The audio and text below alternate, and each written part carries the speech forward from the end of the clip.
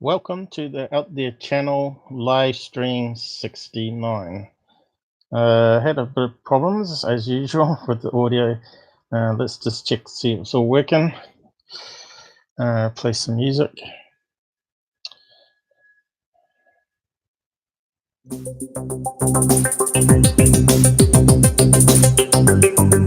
It's working.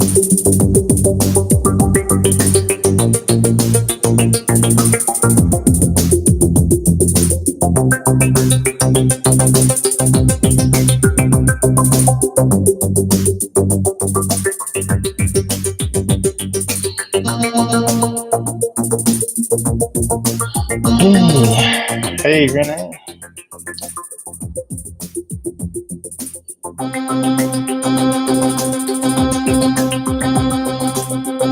Give me a chance. Just checking the volume. I think it's a wee bit too loud.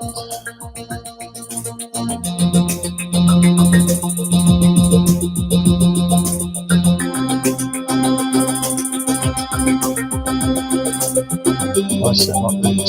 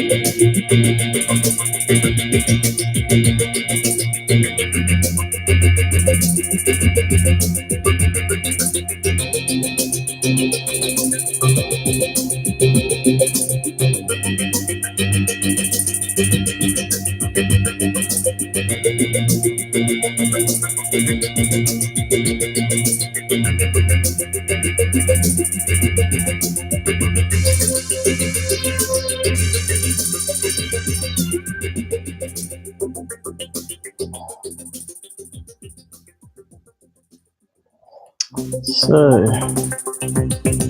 no one out there yet.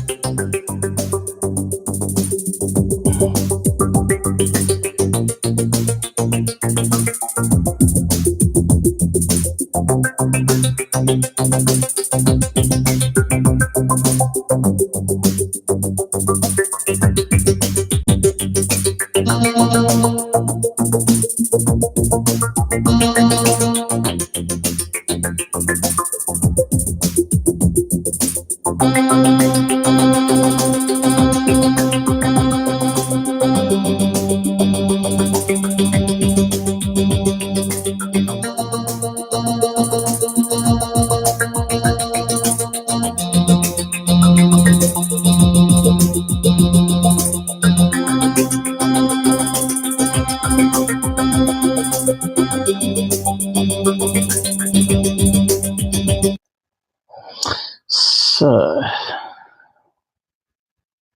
I just need to mute my echo. Not too sure what's happened to Robert. Maybe his computer's died, his backup one.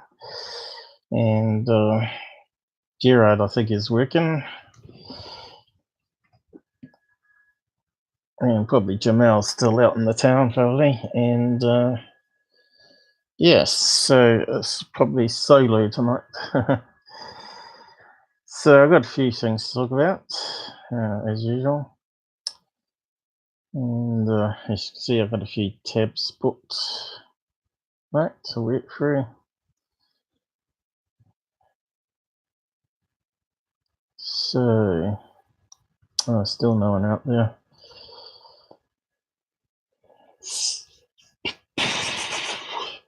So where to begin?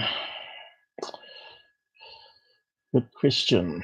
Let's see. Yes, I just want to talk about Secureteam and third phase. Let's see.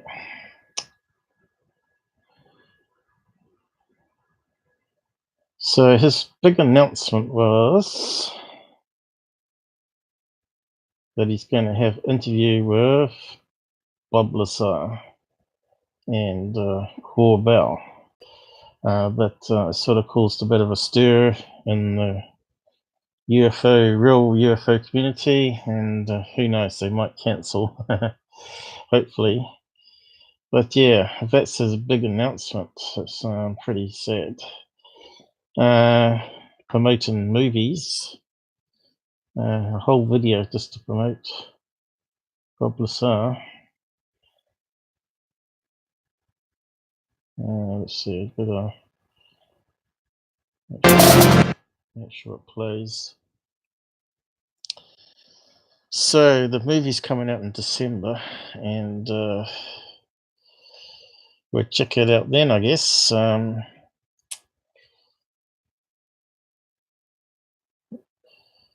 As we already seen a presentation he did with some of the clips from it, and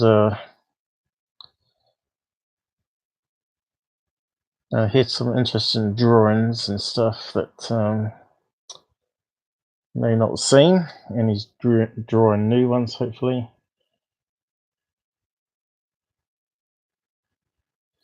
So I'm not too sure when in December it's coming out, but yeah. How many times do you have to hear Corbell be interviewed about his movie? Third phase has got something up as well. Let's go to the ears.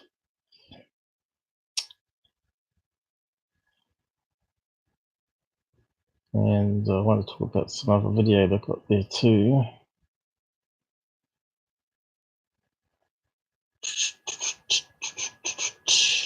Here it is. As you can see, but also I thought the trailer was better because it had more of the original from Corbell on it.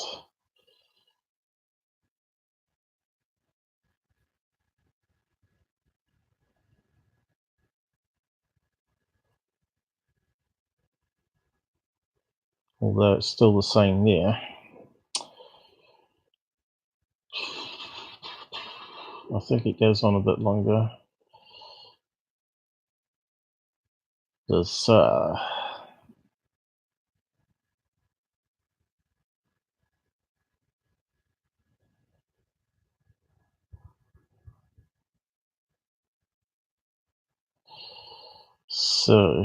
it's got a rocket on his bike.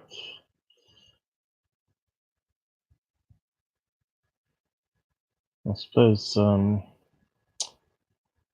have to be careful and not to burn yourself in the bum, wouldn't you? Especially if you crashed.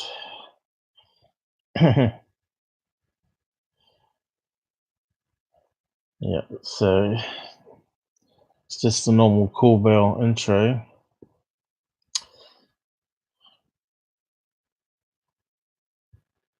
And this one here I want to talk about. Yeah, so I had hospital today. I suppose it's still Thanksgiving in America and everyone's full and tired and may not come on the stream, but they can watch it later. Yeah, so looks like my eye operation has been pushed for another couple of months. So yeah, another checkup in another 2 months, and then another checkup in another 2 months. So it'll just keep getting pushed probably. I don't know why they say they're going to do. have operation such and such and then change it all. Hospitals are strange. So this one here, Google Maps again. Hopefully my volume's working. Haven't got anyone to check it on the side. So here we go. Back in Antarctica, their favorite place. And I know Google just updated a few maps, so maybe they've updated some down there. So they're talking about this thing in the middle here. Claim it's a cave entrance, which it could be. It could be a lava tube.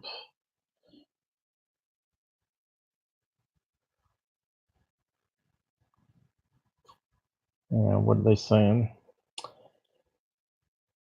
Hollow Earth, I reckon. Nazi base. How many times we heard that one? Admiral Byrd. Yep. The N word was noticed there.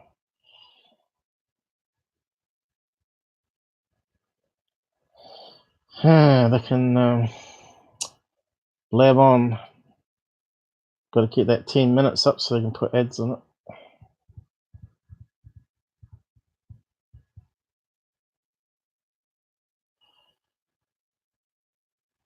So they've not done any enhancements on it. But if we pause it, I'm not sure if it gets bigger than that. They're trying to say it's 76 across there feet.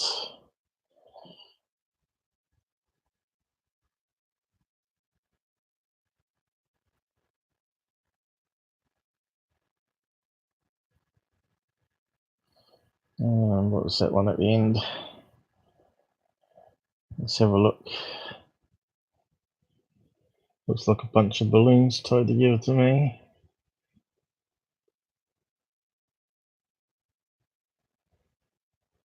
Of course, they're good for CGI stuff, aren't they? So you always have to look twice. Remember I did that one debunking their car part UFO CGI. Kind of looks a bit suspect. Another CGI, probably.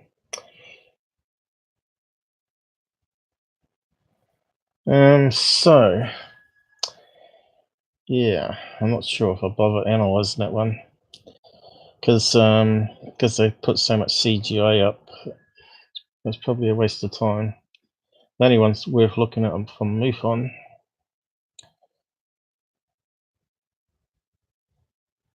See that there?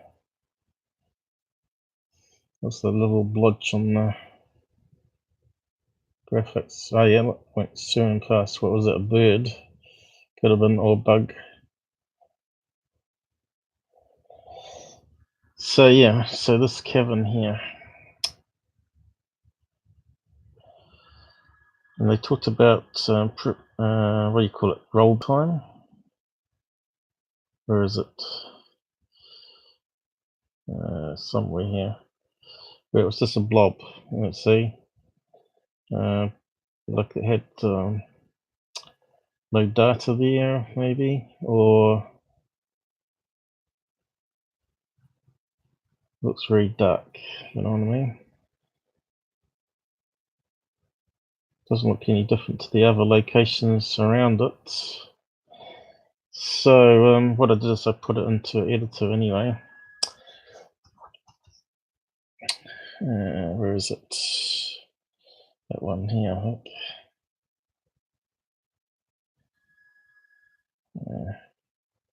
My hard drive USB's playing up. So yeah, I did an enhancement to it, and when you enhance it, it looks less like a cave entrance than it does maybe a shadow effect. Maybe a cliff face there. Which way the shadows? See, the shadows seem to be coming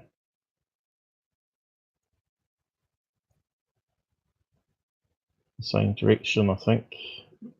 sort of straight down but slightly diagonal coming this way. So which kind of looks like it's coming down this way.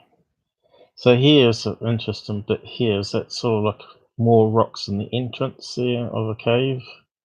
Could well be a lava tube.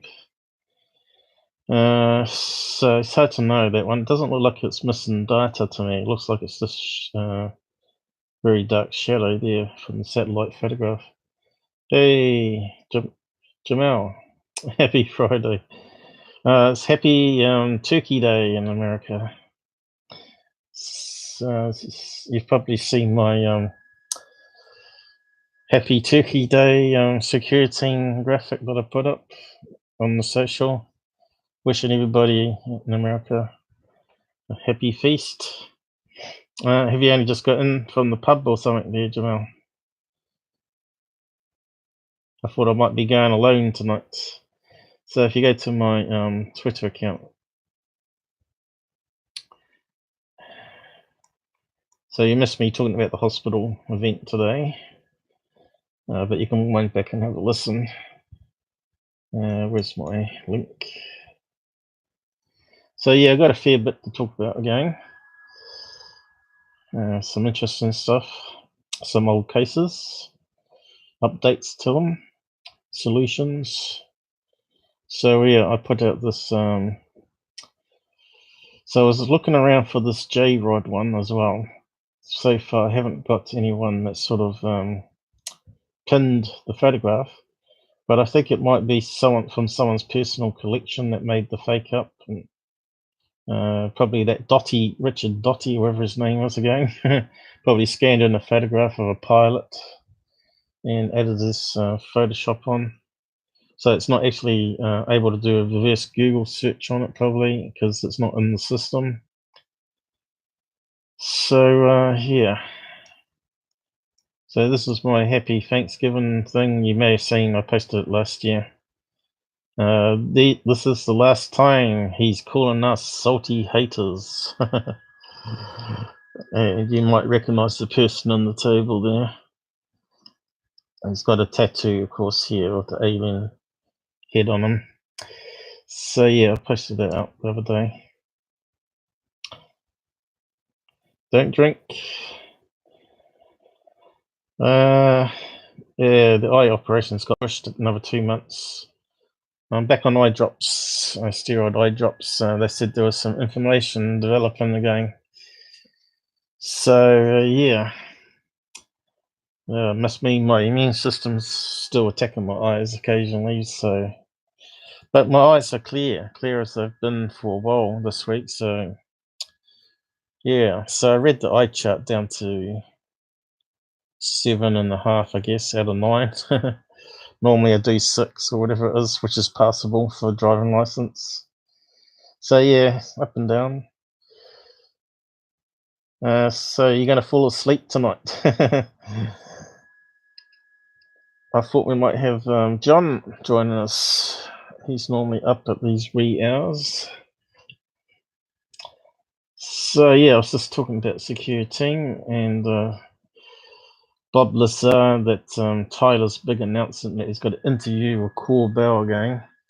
Despite Corbell knows that he's a known hoaxer, it kind of tells me again that it's all about the money and not the actual topic. So they're trying to get a lot of sales by going on Secureteam's channel.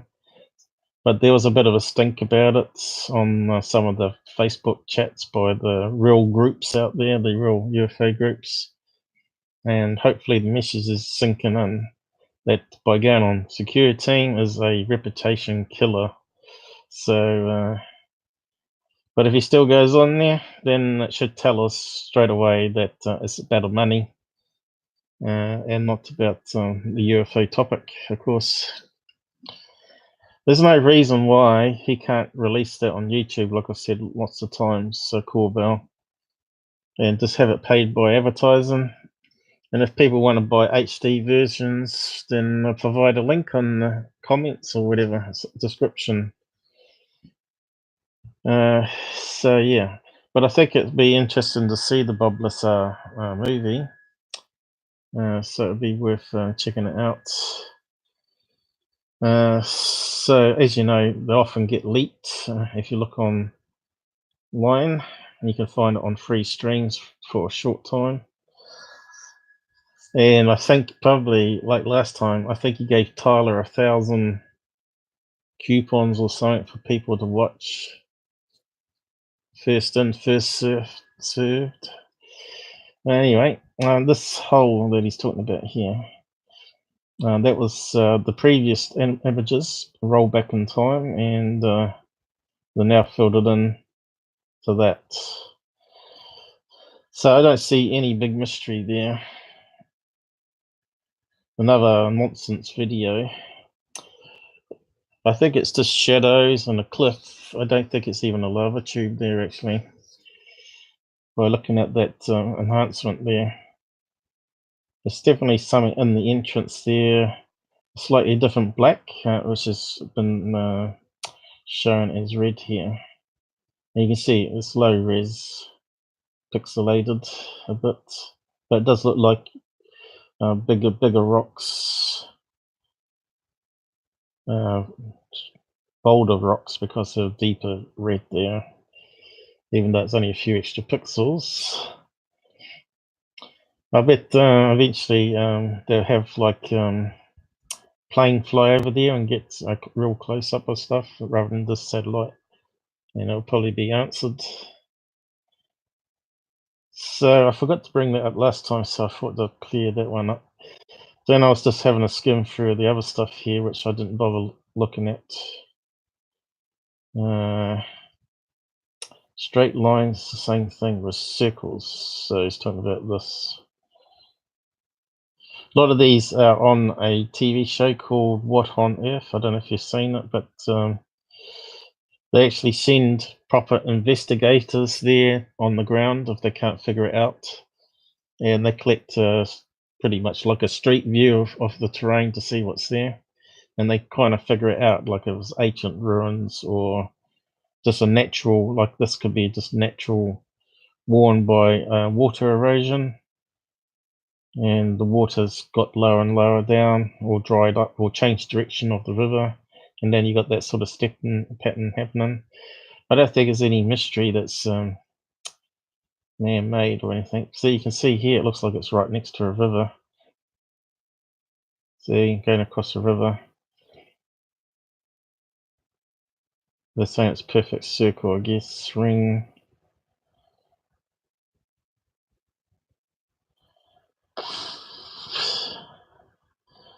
So it doesn't mean that man didn't obviously carve it out for some reason at one stage.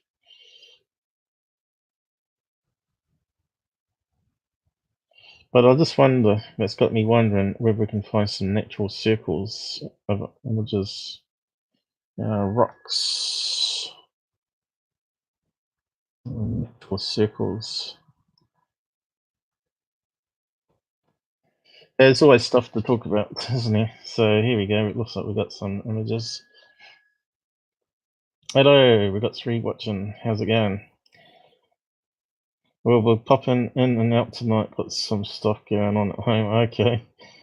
We'll be keeping an eye on any trolls. Okay. So chaos at home tonight, huh? Visitors.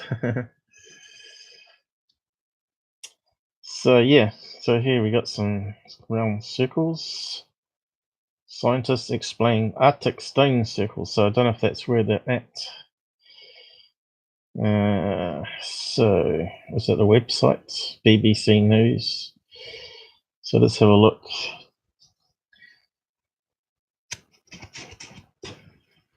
Oh, what's that single page like that? What have they done? Let's see. What's it set to here? That's crazy, isn't it? Oh well. Looks like they've been playing around with their website. Researchers may have an explanation for the natural near-perfect circles. So there you go. That cover the ground, parts of Alaska and Norwegian island.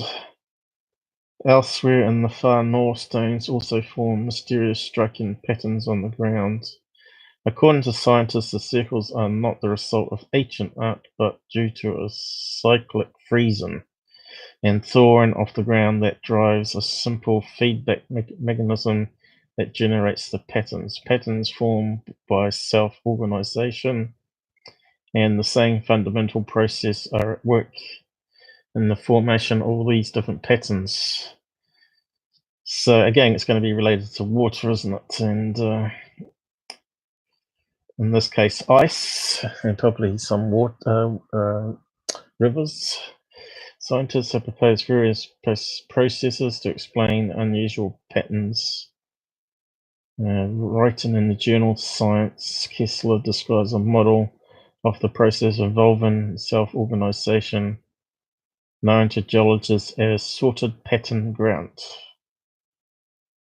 The model I developed is essentially a hypothesis about what is important in the formation. So what is the process? Labyrinths and polygons.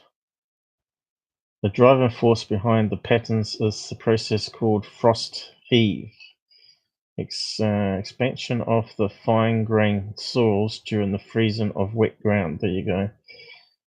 As you know, when water freezes, it forms those crystals which shear off on perfect right angles. That's why we got the square cubes down in Antarctica. If you start with a random layer of stones over a layer of soil, frost heave makes the soil layer unstable and deforms. So there you go. You got people, real scientists, to explain it all. So that looks the same as their video.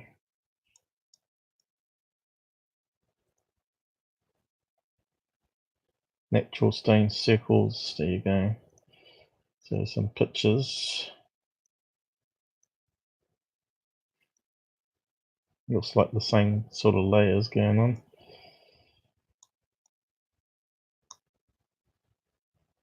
But yeah, let's show what on earth normally covers a lot of these and answers it. They do a proper investigation, of course.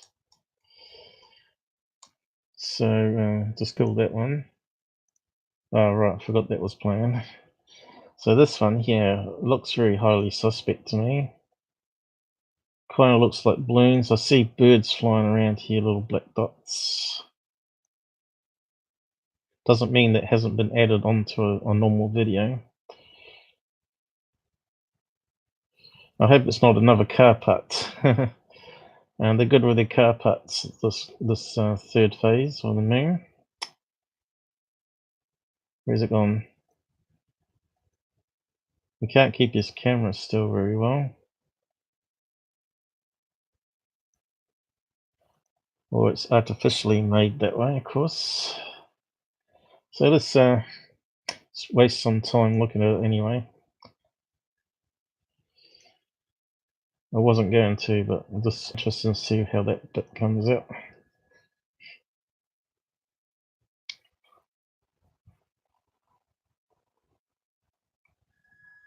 The USB drive just keeps disconnecting. Okay, let's save that. Let's see if we can zoom in a bit better to start with. And that's not much pixels there.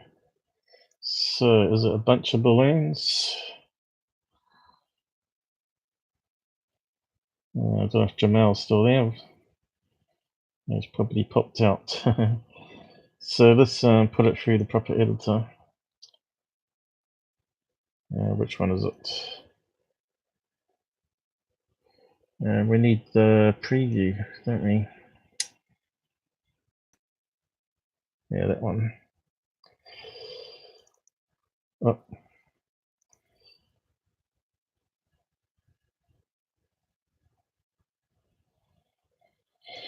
Dun, dun, dun, dun, dun, dun. Oh. That's right.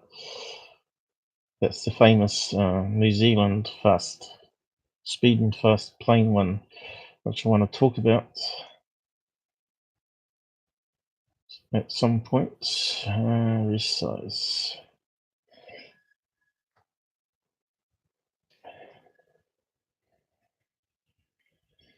So it's a wee bit better.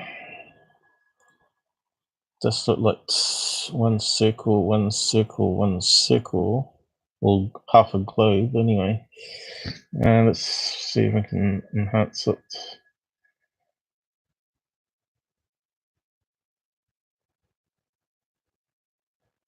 Try brightness.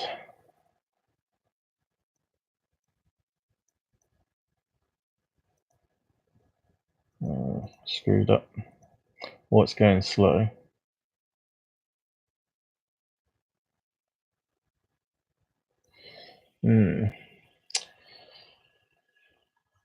Does look like it's got three-dimensional shape happening.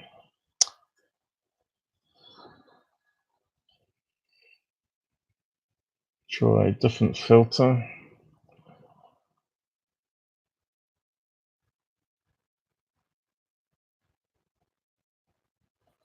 We've sort of got looks like a cutout going on here. What do you think on that one?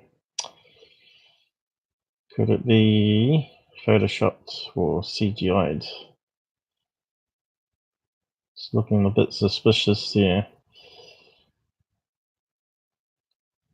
Okay, there's something off about the pixels.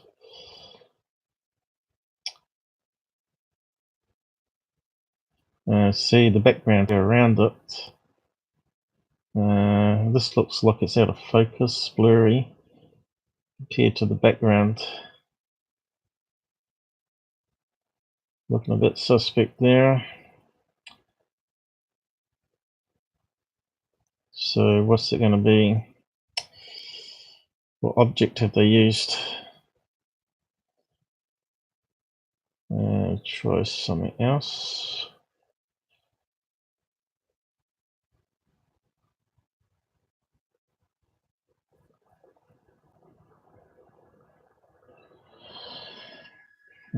I think we might have to sharpen it. Just try with standard colors.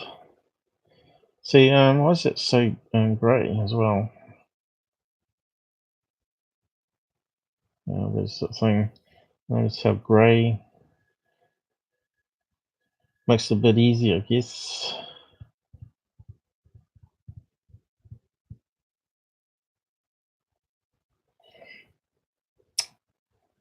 It's kind of looking suspect. So let's sharpen it.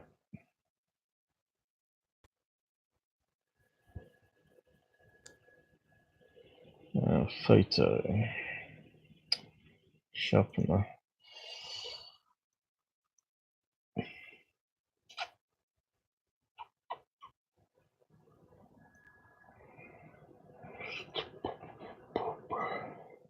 I think.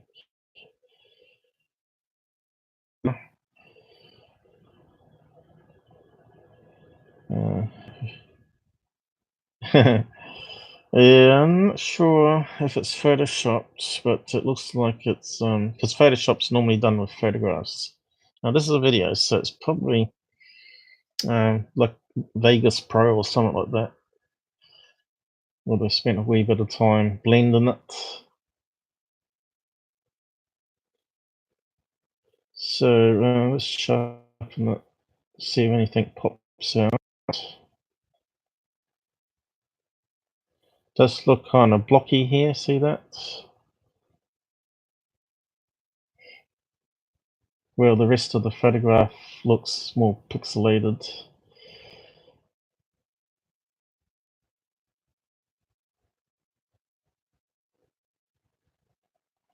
But it does look like a regular shape with three domes there. I'm not sure what these are though.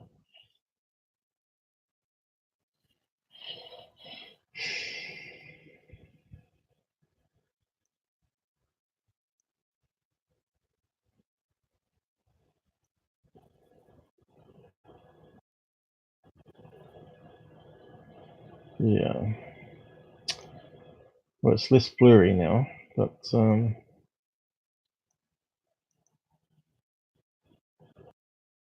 try that and do the color swap thing again. Oh, what was that I pressed? That's the one below. What's that one say? Cyan type. Yeah, it was blue. So flip.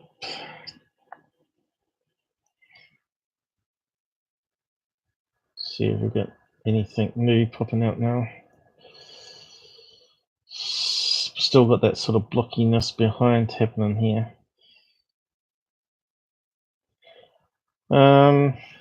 Yeah, it's got me beat what it could be. Doesn't look like a UFO though, does it? Could it be like a magnet thing, you know, with the round magnets on sort of a plastic stand of some sort? Yeah. Yeah, I don't think it's worth wasting much time on it.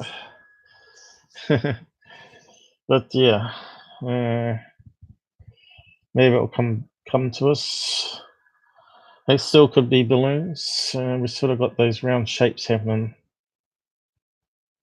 But because of the blockiness that we saw there, it was a bit suspect. And that was just one frame. Normally you'd check all the frames out. But because it's third phase of the moon, we can just say probably 80% sure that's going to be CGI. So yeah. Bye-bye. So I want to talk about that case probably. That's quite interesting. So get rid of those turkeys. So what else did I have here? I've got some stuff pinned here. Gulf Breeze 6, yeah, we should talk about that one. All right, that was Secureteam's one about the volcano. Just have to go back to that one.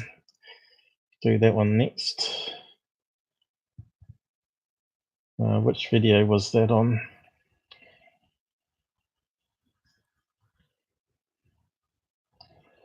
That one here about the heat thing. So I had a look at this one too to see what the truth was. Now he was talking about they have discovered something hot under the Arctic, and did I have a website for it? But we can find out heat and Arctic.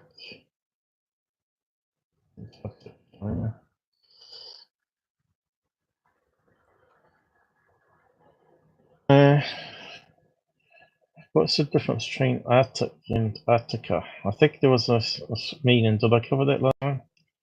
Because people get confused by it. Let's see. We'll just find out what is the difference between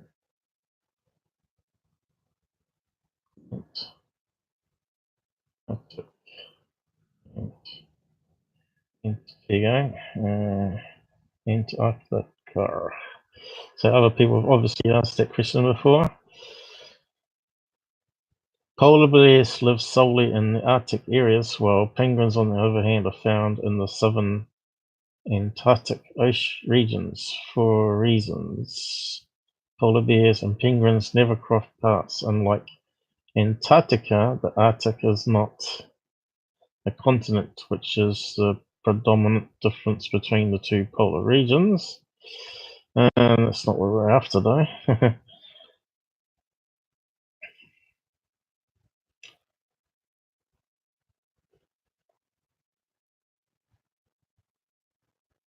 Oh, here we go. Talking about nouns. This is going back to high school, isn't it? And proper nouns.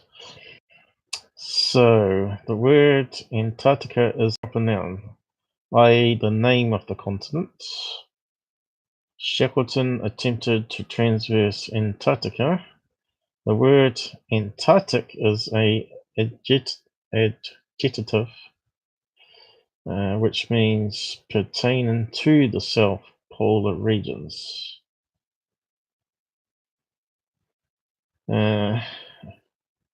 So we need to find out what that means, I guess.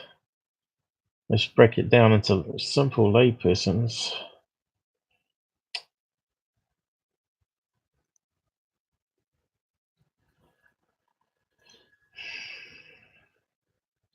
So what does it mean? Adjective. A word naming an attribute of a noun, such as a sweet, red, or technical. Does that really make sense? So, yeah. English is not so easy, is it? Really, when you think about it. The word Antarctic, capitalized as a proper noun, and the name of the South Polar ecozone. Antarctica is home to a number of whale species. So the continent's called Antarctica, and they're saying when you're talking about it, it's called Antarctica, Antarctic, without the A on the end. So, yeah.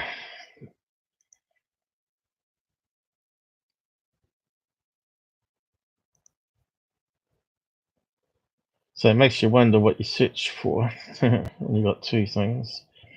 So hidden radioactive heat source.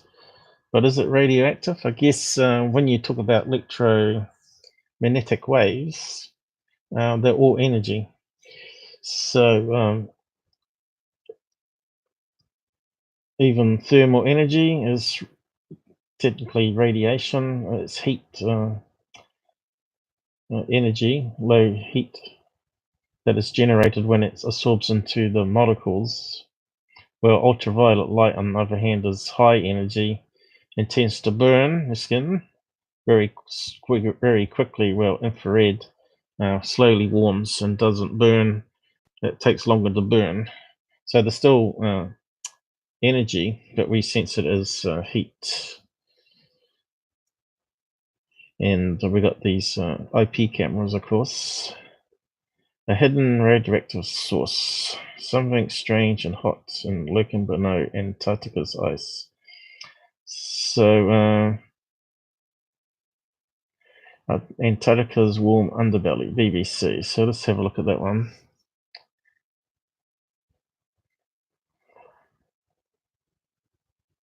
So we got a map up.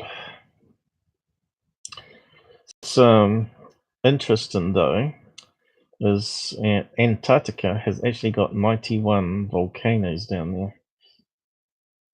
And these little circles on the map here are volcanoes, the big round ones, volcano, and subglacial lakes, little dots everywhere.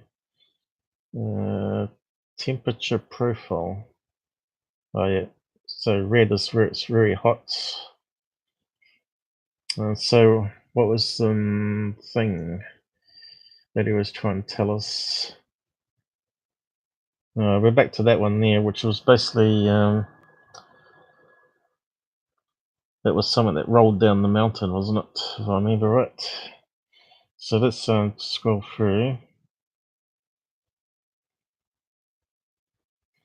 So underneath, it's got melting ice happening, ice layers, South Pole, heat down here. But as you know, the Earth is one big heat lava core in the middle of the planet, and you get cracks in the crust. Of course, the lava comes close to the surface as volcanoes, as you know, and any water underneath there will turn to steam and it will pulsate with the lava. And of course, the tug and pull of the moon, and of course the Earth's spinning and all that sort of carry on. It's going to gradually pulse what you call hydrothermal underneath there. If you have a look at Iceland and Greenland, I think they've got hydrothermal power stations, and that's how they get it. They've got cracks in the crust under all their ice. So what makes it a mystery for the South Pole? I don't know. I don't know what he's getting at, because he's trying to say it's an underground Nazi base. I don't know. Or some underground UFO base. He's saying it's not volcanoes because they're around the outer edge, but are they? You're going to have lava tubes that go different directions. So, did I do a thing? I need to close that.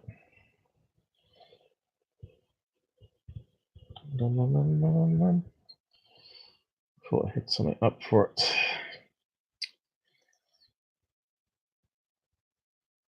I did have a search, didn't I? So we have some maps here. Let's have a look. Of volcanoes, world volcanoes. You can see there's quite a few volcanoes in the world. Oh, what's going on there? Don't you hate that feature? Stupid thing. That's the one we want to get here. Is that the same one we're seeing on BBC? Let's have a look. Large, long-lived volcano.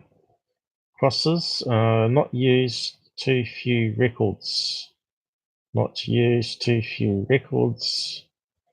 Non-geothermal site. Non-volcanic geothermal site. Small, short-lived volcano. What's a non-geothermal site mean? So they've got a few going through the center here. And obviously, looks like we've got some large ones down here, active. Red, right in the corner here.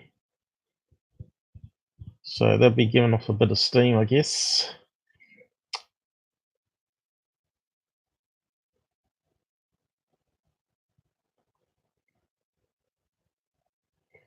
What's that one saying?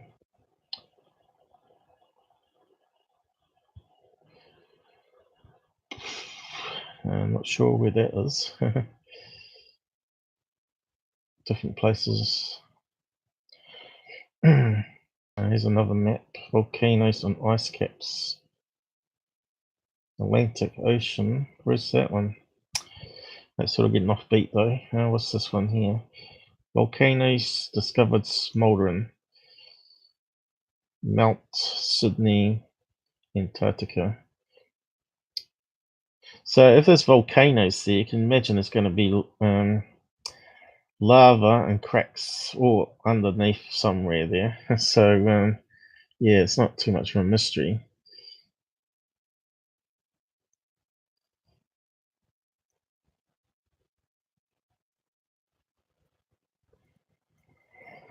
So what do we got here? Some fake UFOs.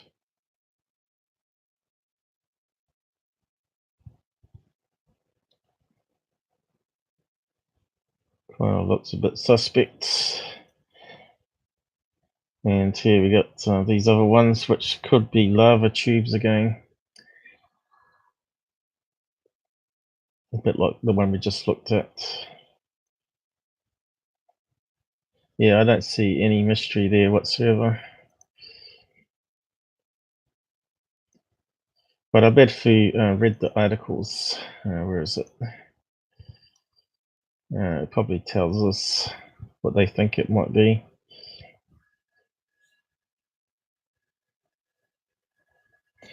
Heat coming from the Earth's interior is important to understand the overall conditions that control dynamics at the base of the ice sheet.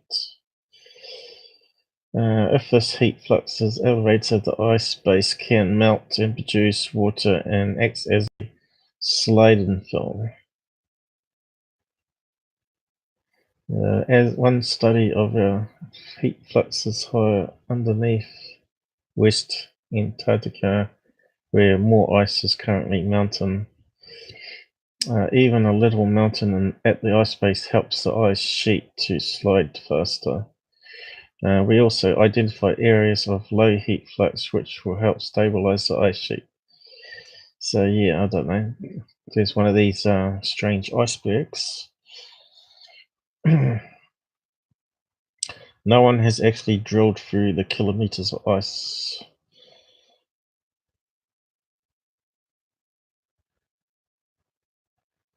So anything else here we need to know about?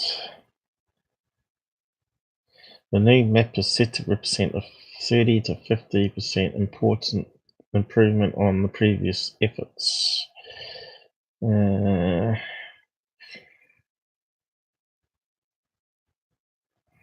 This rifle has thinned the crust and brought hot material from deep down in the earth from hundreds of kilometers down, which is basically what I'm saying, to within 100 kilometers or so, or even maybe less of the rock's surface, said Tom Gordon.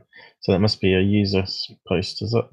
It confirms what you would expect from a sparse exposed geology in West Antarctica, where we have volcanoes.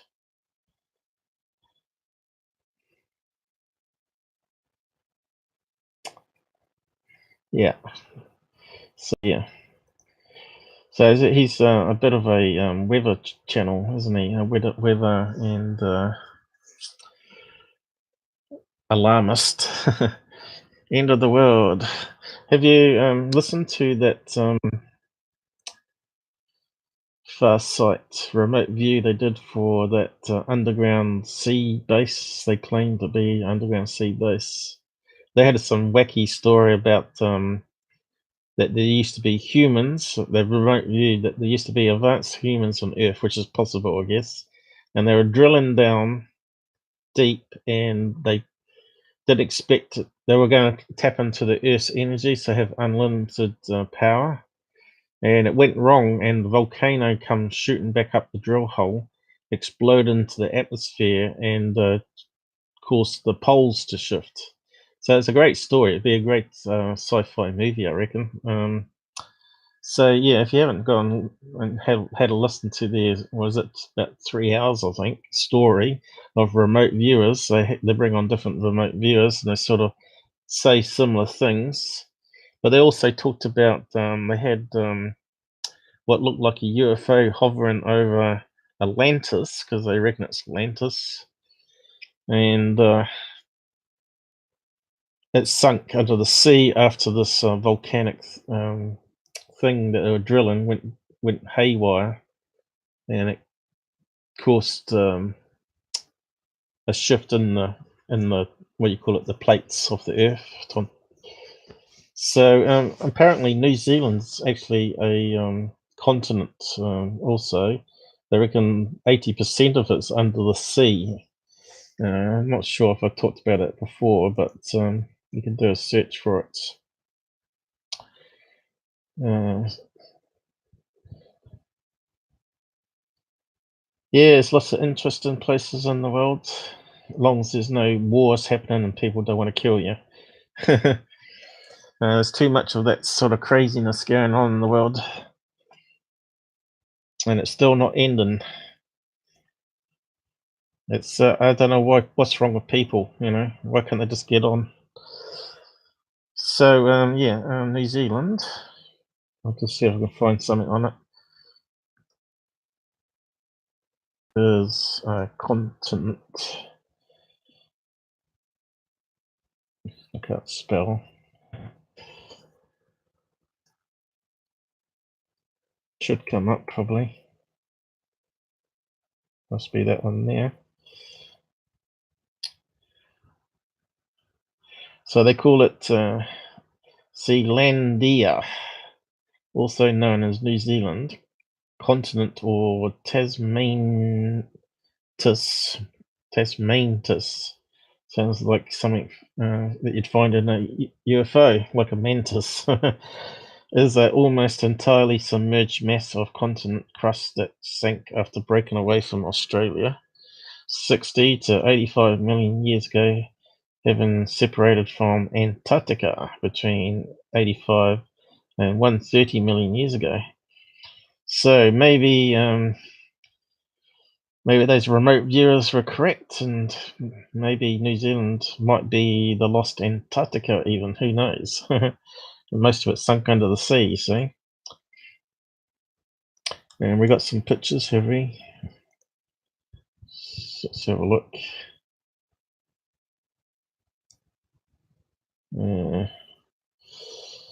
Here's a good one. Looks like it there. Kind of looks like a liver or something. Let's have a look at this one. That one looks better. All the continents. Now we need to zoom in on it. Let's save it. It's sort of good. Oh, what's happened? It's stuffed up. I might go in a bit further. Oh, that'll do. So yeah, you can see here this grey outline is what they're calling Zealandia. And you can see it's probably good 90% actually, rather than 80% of all the water.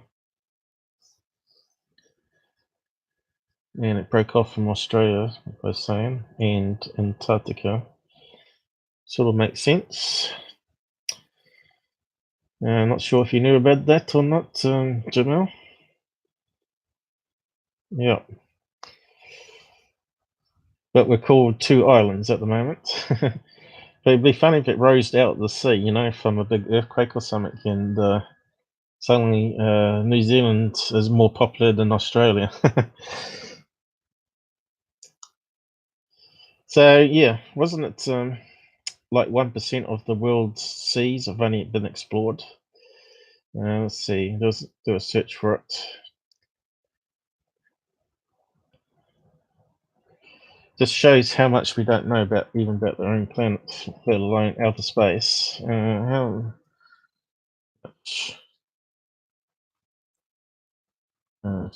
Ocean, sea, I don't know.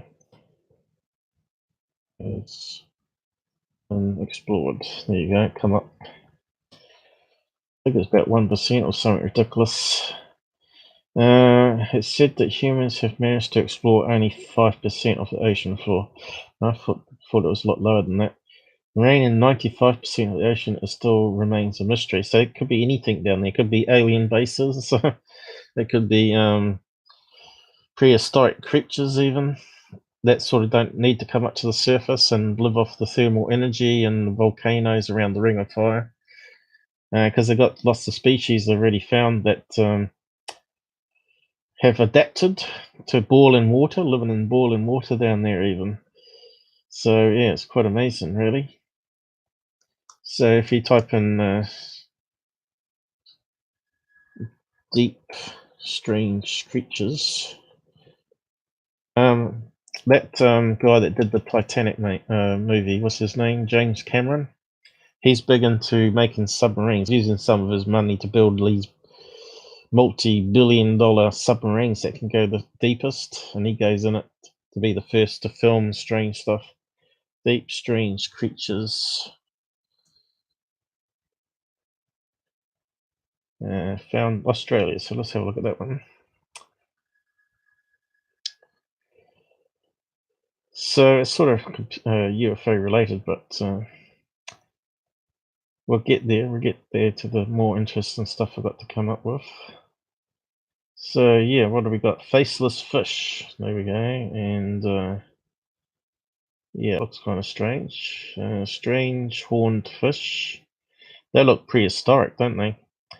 And what do we got down here? What is that thing? Well-sized tubular sea monster. See, if that washed up on the beach, that would be all on the UK tabloids for sure. So I didn't know that existed. Sea creatures off Australia coast. We need to scroll back. What's this one? 18 best undersea images. You have to go to the website to look for it.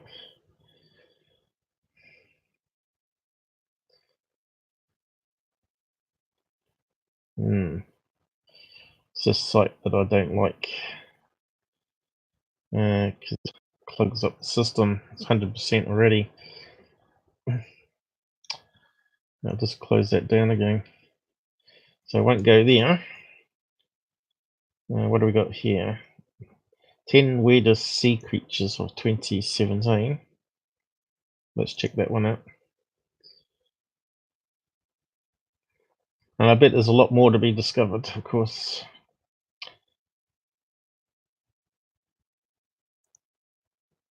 Why don't they have it all on one page?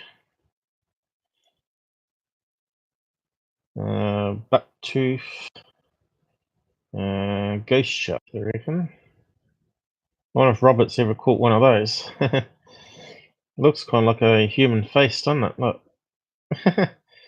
Crazy. People would say you'd faking it if you bought one of those home. What's this thing popping up here? Ghost sharks. Neither ghosts nor sharks. So let's go to the next one. Sort of interested now to see what they got. So we only got a drawing for that one. Cannibal corpse worm. Sounds great. With monster jaws. So it might be microscopic, is it? What's that one? Cosmic jellyfish. Kind of looks like a UFO, that one.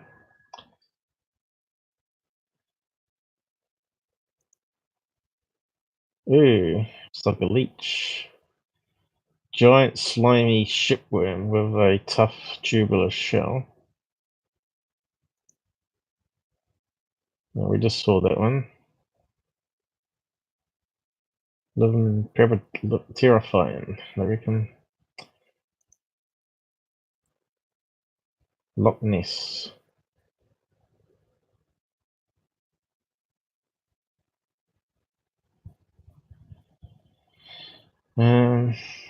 So that's not real one, I guess. There's that big wormy thing, is it? Mystery slimy like sack of slime. So it's slightly different to that worm thing we just saw then.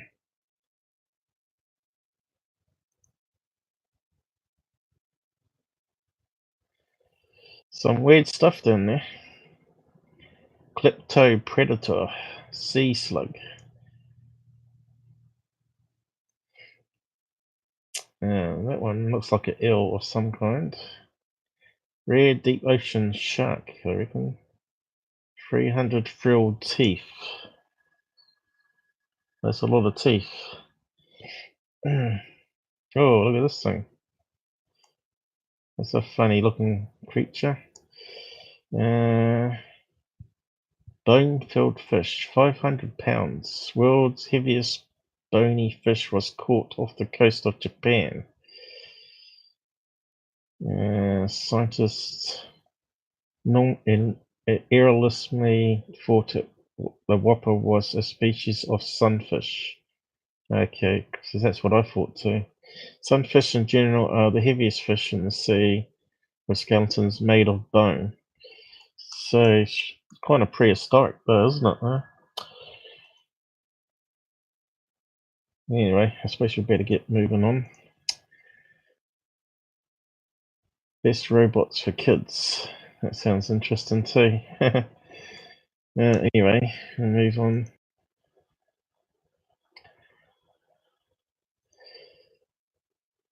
I think I need to get a drink. So that was talking about the volcanoes, so we don't need that one anymore. We still only got you chatting on the side there, Jamal. Oh no, we got John. Hello, John. How's it going? Jellyfishes are weird. Yeah, I don't like them. You get stung. They have like tentacles, like, well, stringy things that go for many meters. If you go into the water in Australia, it can wrap around your leg and it causes this amazing sting. And I think one of the treatments is to put urine, pee on it, urine from someone else, or white vinegar or something like that.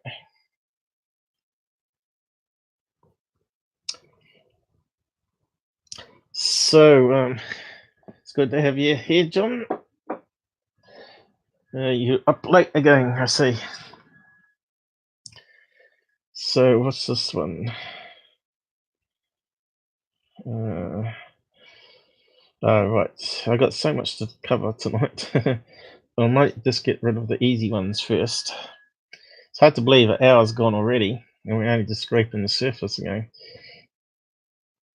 So yeah, this one here, we talked about it before, but apparently I didn't know there was actually two videos of the same off the plane or off a similar plane, and I'll explain it at the end. I'll just play this clip here.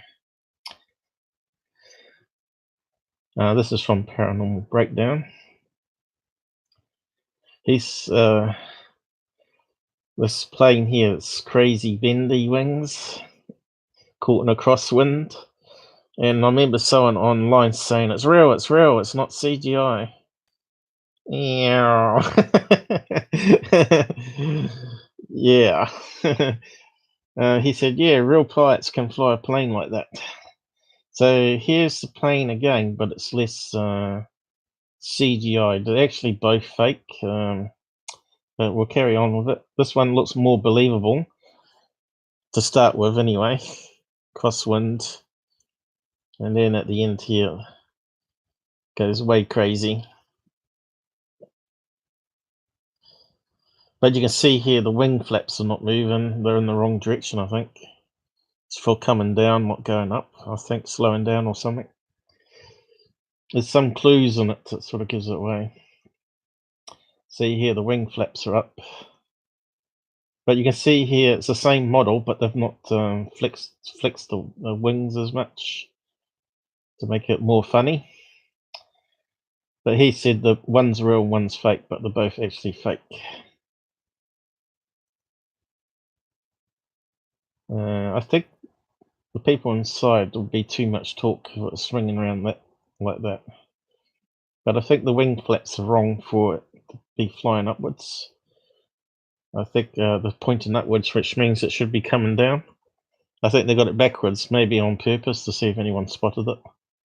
But apparently it says some company made it, which I've just clicked off it by mistake.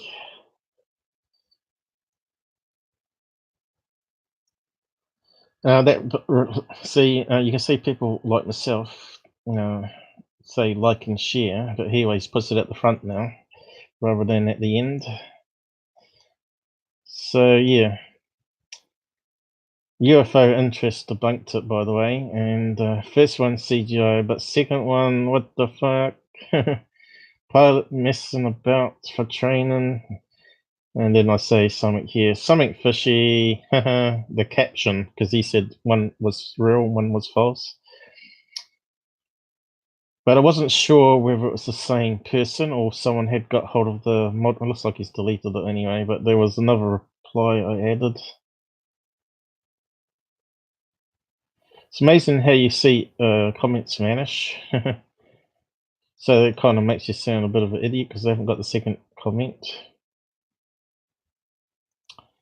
I had another one too posted somewhere. It doesn't matter. I don't care people deleting comments, but sort of changes your meaning when they delete things. Anyway, we'll just close it down then. But I think one of the comments said that was it's a knowing company that made it. I'm not sure if it was for advertise them. So yeah, I found this today because I don't always get alerts because people block me on Twitter and they reply to me. So Tyler put out a video. I can't remember what was in it. As you can see, he's blocked me, so I can't see the original post. But ego has nothing to do part of my being. People just don't understand my sense of humor. So I don't know what the video was talking about now. So, but I said to this one here, this guy here, wake up, mate. How you present yourself is a big part, blah, blah, blah, UFO channel. I decided to support through Patreon, so he's a paying member, this guy. So I said, wake up, mate. He's been a hoaxer from the start of his channel. Now he just uses other people's hoaxes. And obviously it looks like it must have been a video with a UFO plane in it, CGI. So I can't remember which one. It must be this one, is it? Oh no, that's my debunk on him. So people replied to me, you do realize that he always says that his videos aren't 100% real all the time. If we spent time trying to find out what was real and what wasn't, we would all become extremely paranoid. So you watch my channel, you find out what's real and what's wrong. So I don't get their point they make here. You put up rubbish and don't say anything about it to get views. It's just that simple. I'm not sure what that's trying to say. And this guy down here. Secureteam, I suggest you block such haters. Keep doing your good work. So these people haven't even bothered looking at the video I made here. So they're just idiots. A non-dragon. So I thought I'd share those comments with you. I don't know what you guys think about the cult followers of Secureteam. Are they? Can they ever be reversed? Can they? Will we ever have a UFO community that's free of BS, or will it just get worse and worse? Yeah, I've been doing this for 2 years, and you can see I'm hardly getting anywhere trying to tell people how to be critical and how to analyze. At least search the channel name space hoaxer or hoax or fraud or whatever. But no one does that. They just simply see a video and think, oh yeah, that's a good UFO, I'll sub to him, without actually checking out the channel. So yeah, I just think it's a waste of time even replying to those guys. And what was this one? Oh yeah. So you know this guy called Jason Gleaves, ufology only, or whatever, UFO only. He's the guy that's written a book, and he keeps making these little crazy debunk videos, which are just nonsense, and it shows his skill level is pretty bad. So I'll go through that in a minute. What are you guys saying? It wasn't around 3 years ago, 2 years ago. December, well, end of November 2016 I started, because I got sick of seeing all the rubbish online, and I thought someone needs to tackle it. And then I found out some other debunkers were trying to do it, like Scott Brando. But even he's been got to, I'll get to that in a minute. So let's play this one. Let me see what you think of it. I'll make it bigger.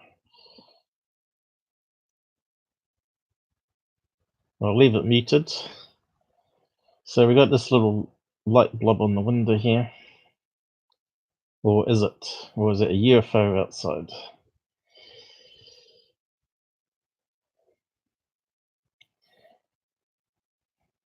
You notice how the person's not focusing on the UFO? It's like they're not actually looking at it. See, they're looking at the wing now. Why would you rotate your camera? Not sure what's going on there. Kind of crazy filming. Now, I know that, I'm not sure if it's the one. I knew the German, I was talking about those German brothers that do CGI. They did couple ones with planes, I think. I just wonder if this is one of them with the plane. But as you can see, he's done some enhancements here, and it looks a bit rough around the edges to be a nice, slimline UFO flying next to the airplane. And he's artificially colored it. Where was the original? I think he's artificial colored it there. So what's interesting though is a little white dot up here. See that? So there's another speck. I think it's a water droplet on the window myself, and that might be another piece of droplet on the window that hasn't sort of stretched out with the wind pressure. And just trying to see if that one's moving downwards the window. I think it did actually move down the window, but the guy's moving the camera around so much. It's up there level with that one at the moment. Now it's down here, so it's moved, hasn't it? Not level anymore, see that? So that tells me that's probably a water droplet, and so is that one. Is that what you sort of guessed? Keep anyone from seeing that something isn't right.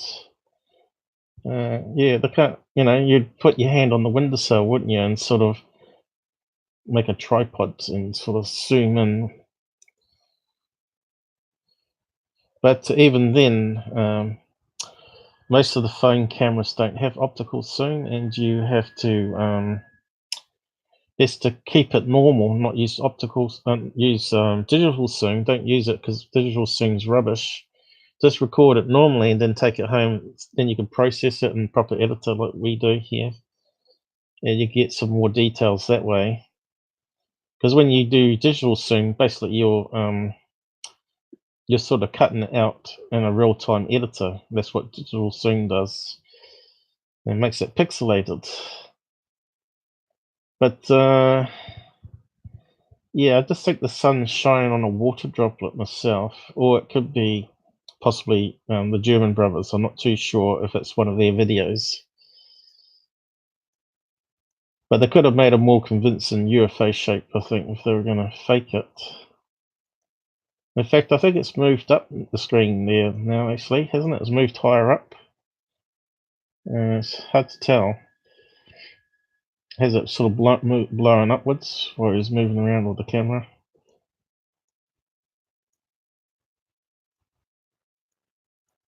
Or is he just zoomed in less?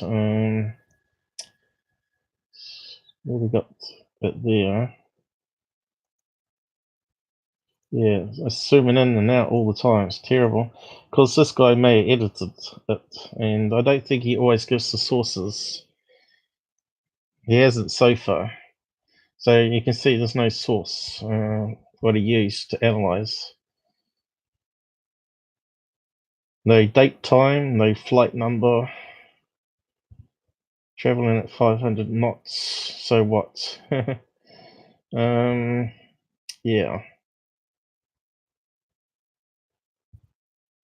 What was the year for it? No year number? Can't see one. Complete waste of time.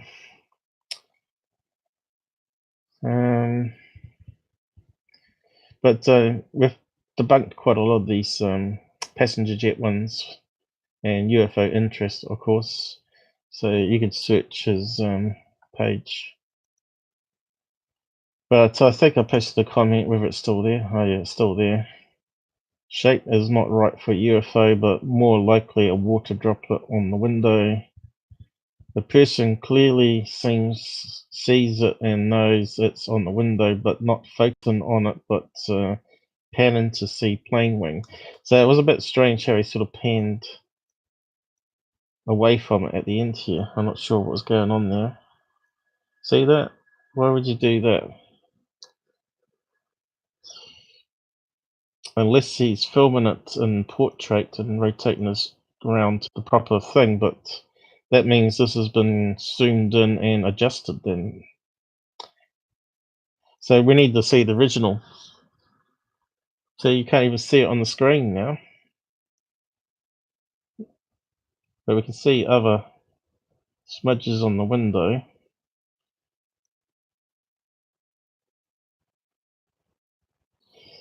Anyway, waste of time. Thought I'd just show you that one. Always think of water droplet first. But there was another one that came out 3 months ago, and it had like something going under the wing. It was a Secureteam.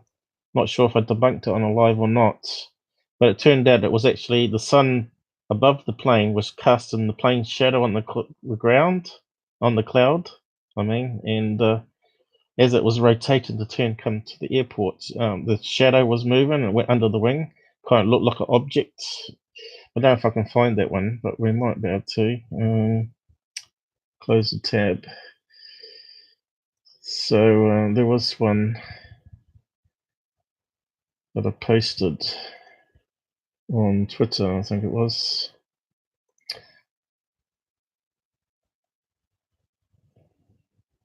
Or maybe Scott did. Or Mick West. I think Mick West might have done actually.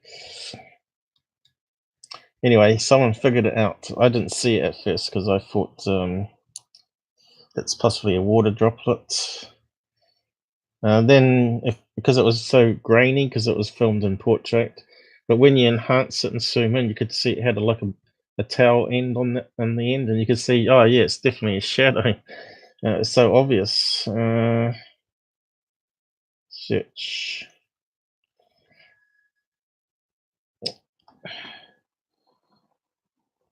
shadow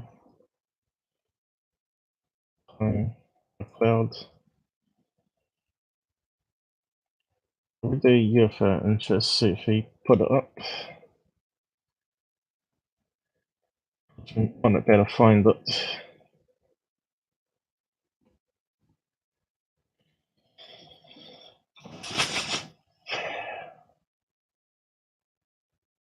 That's a shadow. That was another Secureteam one.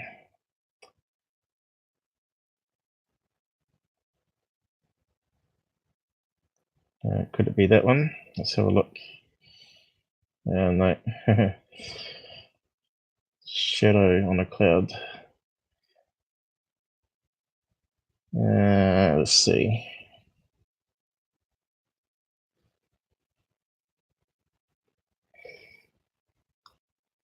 It's not coming up. Well, it's it.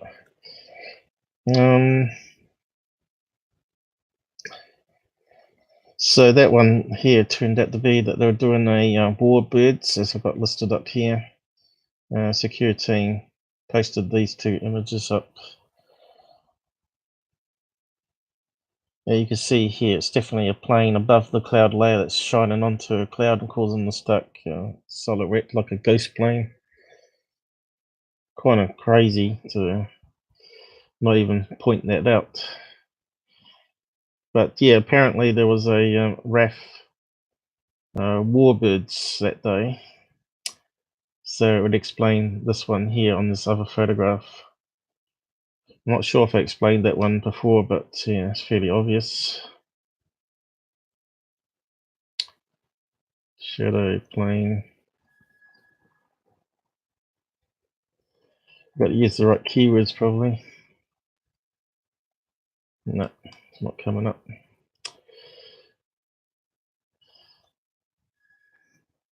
Perhaps I'll find it some other time and talk about it.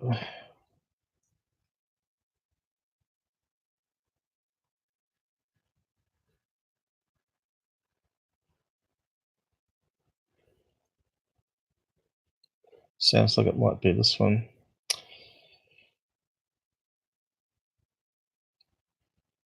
Here it is. Texas UFOs put it up, but I think Secureteam did as well.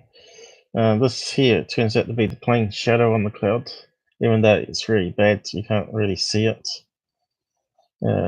Some guy here saying it's a halo as the effect of the sun being directed behind the photographer. I'm not too sure what he's talking about. I think he's talking about the light around the outside.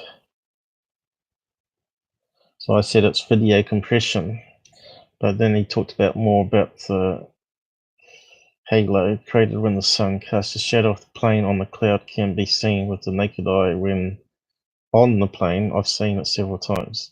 So he's calling the shadow a halo.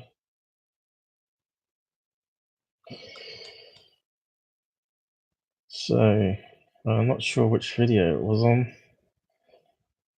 Probably got a link to it here.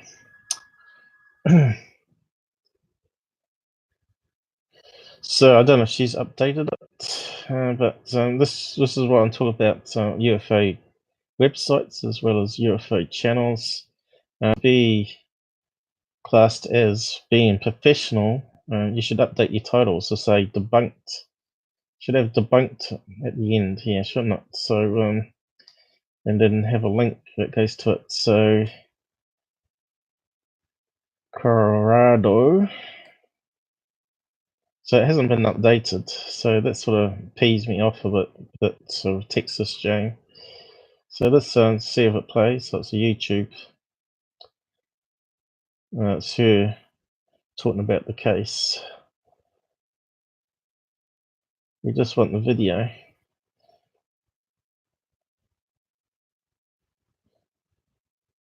As you can see, it's filmed in portrait, that's why it's low quality. It's there though, I think.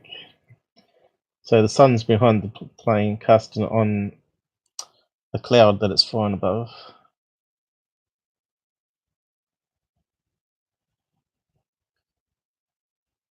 There we go.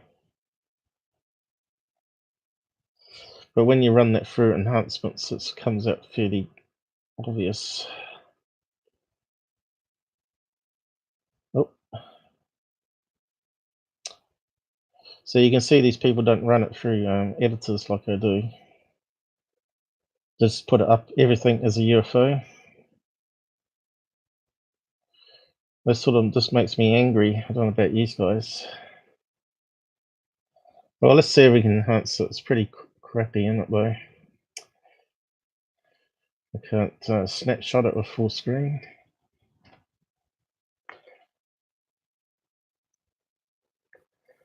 I wasn't going to do this one, but we do things as we find them, I guess.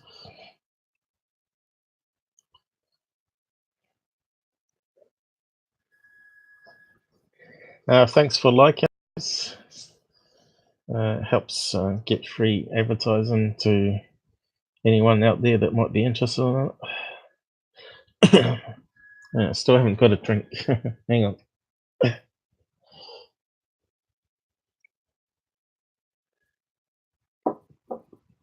So much better when you lubricate your throat after a while.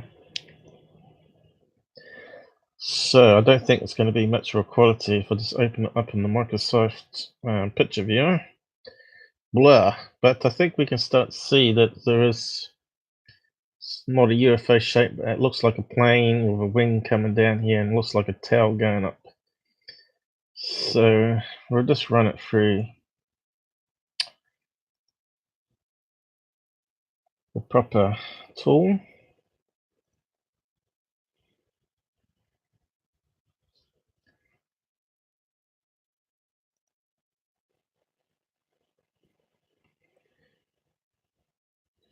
We've got some more down the site. Hello, One Life Man. Think drone is the best way to spot Area 51. Yep, but we got to get rid of the rubbish first there. That's the problem. And people keep putting up rubbish. And as you know, MUFON actually does some investigations by going to interview people. They don't just do video analysis, but they generally get it right. And they class a lot of these ones, like I do, as obviously UFOs, not alien visitors. So can we get it with brightness? Probably not. I don't think that's the best snap. We won't be able to do much with it, actually.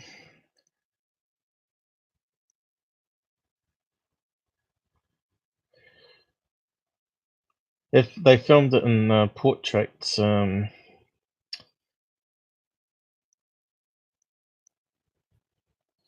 it sort of looks like a plain towel there, but it's very hard to see it.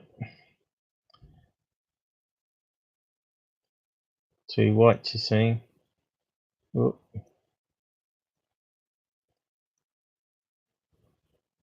oh, I've got something then. Where's that one? Hmm. Yes. It's got too much white.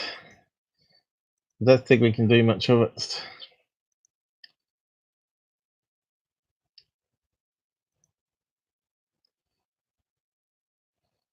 Even inverting it doesn't do much.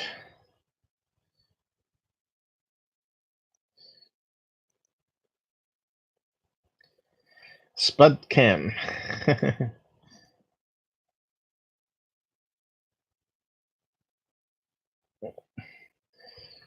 Mm, yeah, it's just too rubbish. I wonder if sharpen it might bring it out.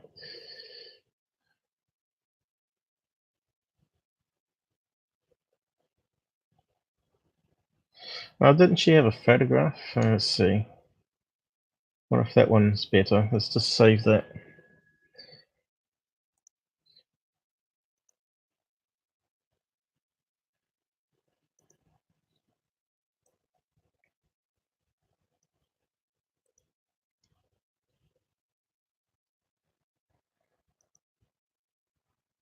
I noticed we've been getting some video corruption again, and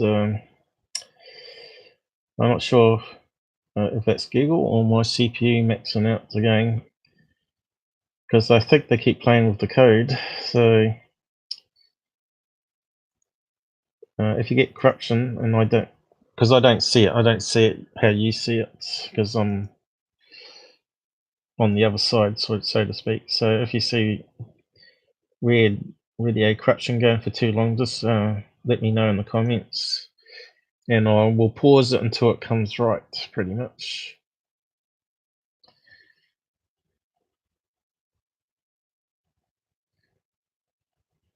Well, it could be. That's one of the theories that there's good and bad aliens, and the ones doing the abductions are pretending to be good, but actually are evil.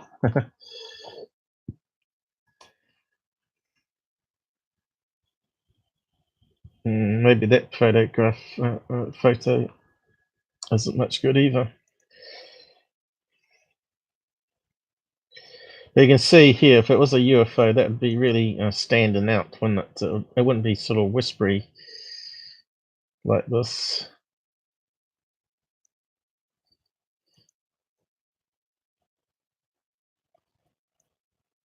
So I think maybe their enhanced photo is worse than even the first one I took.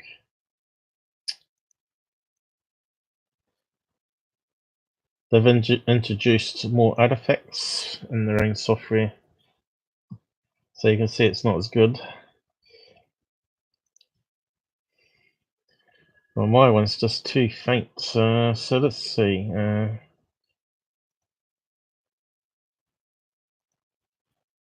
Is there another better place we can snapshot it from?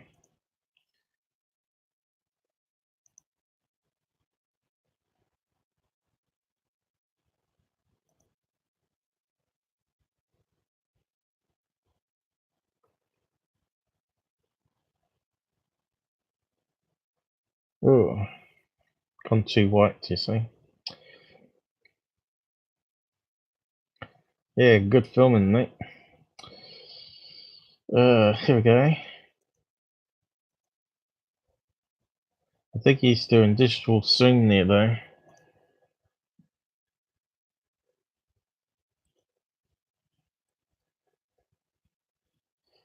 Oh, well, we can try another time. Another snap, I mean. And we'll move on.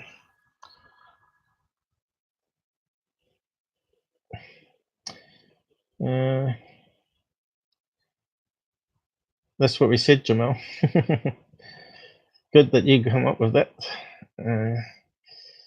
Did you step out the room or something and come back in? That's exactly what it is. It's playing, but we're just trying to prove it in the editor.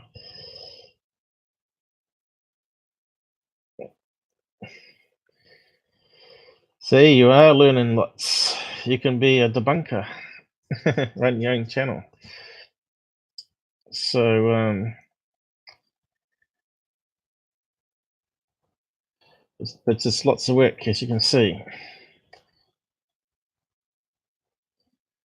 Again, we sort of looks like a tail going up here, and the plane, and looks like wings in the middle, but leaves a bit to the imagination, unfortunately.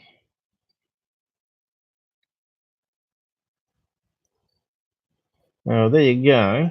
It sort of looks like a tail there. Plane, nose. It's getting there.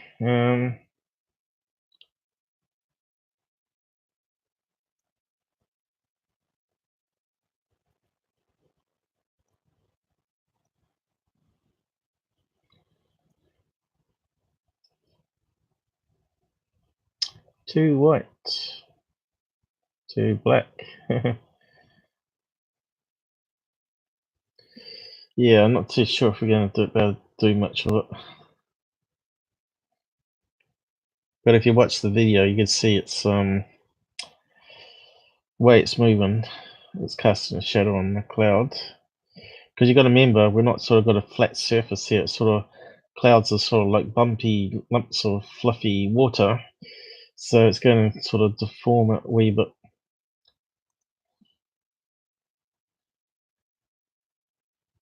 But you can see there, it's definitely not a UFO. I'm pretty sure Secureteam used it. I think he may have got it from Texas UFOs, actually. I'm not too sure. Photo sharpener. See if that can do anything. Not really, but looks of it.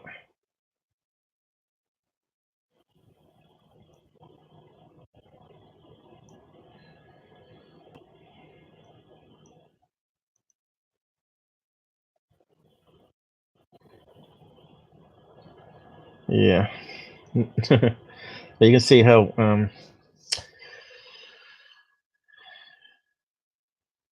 the pixels are sort of constant are all around the image here. Not blocky, like a big block, but pretty same size pixels. But yeah, it sort of looks like tail fin here in the back of the plane, and wings this way.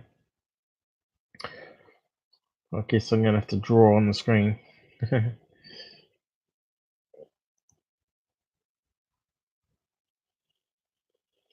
So it's not thick enough, is it? So you got that the back of the plane. You've got a tail fin coming up here. You can sort of see it coming out a wee bit, and you got that little bit on the end of planes that you normally get. So for I'm not very good at drawing, that little loopy bit you get on the plane, and it's coming around here, and that looks like the wing coming out this way. It's not too bad, I guess. Probably have to draw another.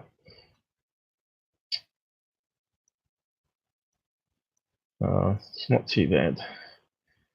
And oh, need to draw another one. Got the cockpit up here.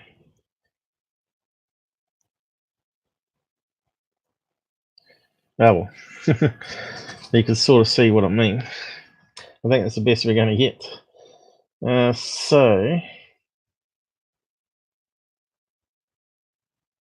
as you can see, their photograph definitely has been enhanced badly. So we don't want that one. And this one's just too faint. So we did get the best, I think.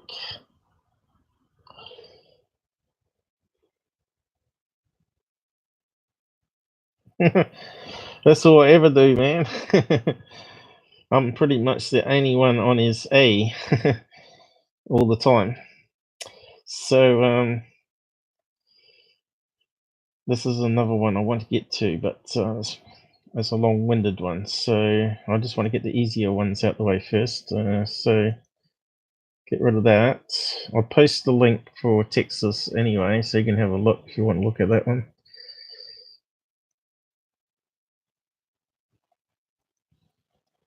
We had a bit of problem pasting last time.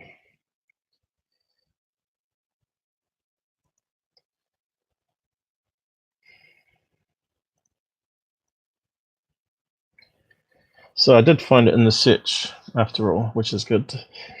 So what else we got here? It's going to be quick ones. So I want to do this one about the plane that speeds across the water. I think all these ones are about on it. I think we're up to it now. I think every one of these is about the plane. Yeah, I found some interesting stuff out anyway. And the Gulf Breeze 6 I'll leave after, I guess. So, why is it not playing? It should be playing Emanated Gift. I'll just refresh that. You might remember this case back in 2016, was it?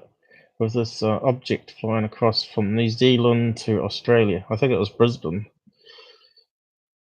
So what happened is UFO of interest, or Scott Brando, found out the real time of it, and found it on the same software called Flight Tracker. I don't use Flight Tracker. I use planefinder.net, because Flight Tracker you have to pay money to access to the playback function after 5 days, I think it is. Well, planefinder.net doesn't charge you anything. So anything, I should say. Anything is that English throwback I get from my mum, sloppy London accent that she has. You pick up your bad habits from your mother. So yeah, so I don't think they actually answered, because he sent it to Flight Tracker, see if they could answer what happened, and they didn't get an answer. So I did have a look for the original news item, so I'll close that one down.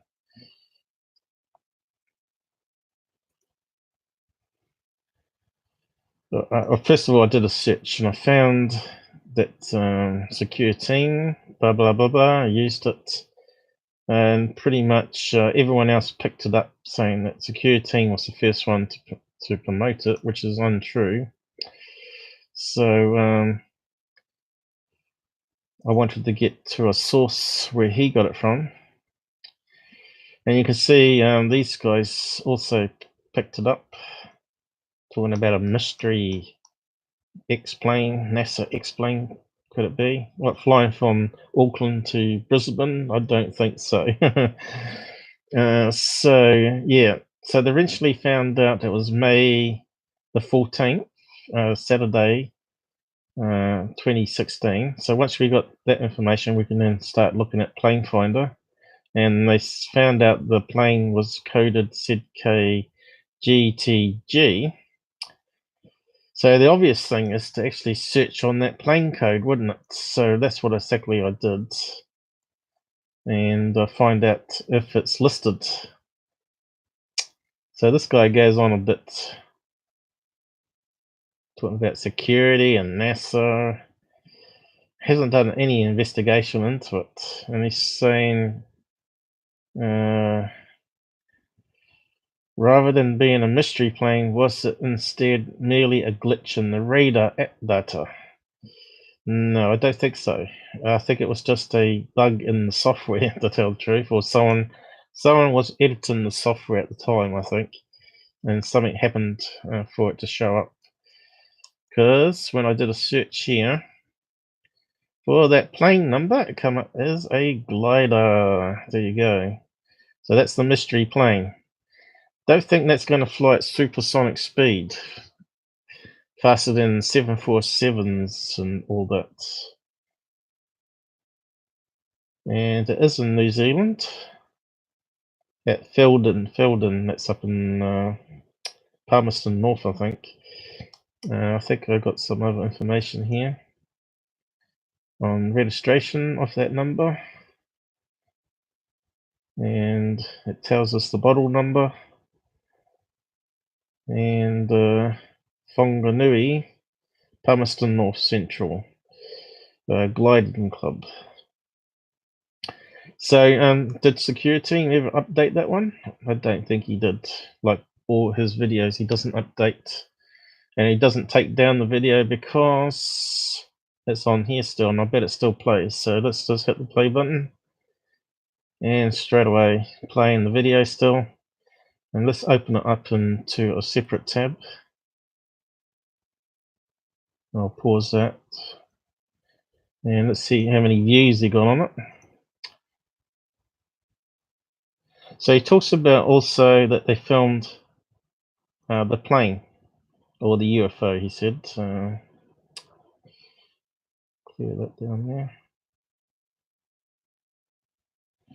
Apparently they filmed it, but it's on the website anyway, the original website it was on, saying it was up here, which to me looks like a plane 30,000 feet up, and just seeing, also I noticed it's dark at night, so and when we look at Scott's image here, it says it's 1 in the morning, which sort of makes sense. It sort of matches that picture. It probably would be 1 in the morning, but I think it's just a plane. So it flew out from here and then sped across, and I found something more interesting about this, so I'll just go over it in a minute. But what I did is I plugged in all the details into Plane Finder, and I noticed the data doesn't match at all. I got the right time, the right dates down the bottom here, down here, and yet none of the plane locations matching up with Flight Tracker, which tells me that something screwy went on with their database.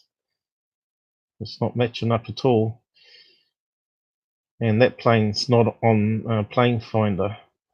I think their information is correct, and this one's still wrong.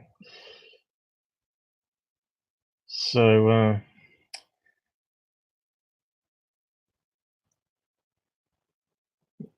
how many views did he get?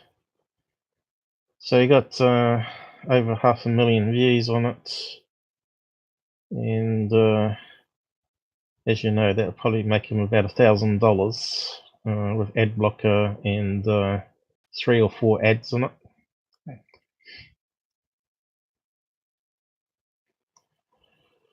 So I don't know if anyone's told him what it is down here, the plane number, because in his he hasn't even looked for the plane number.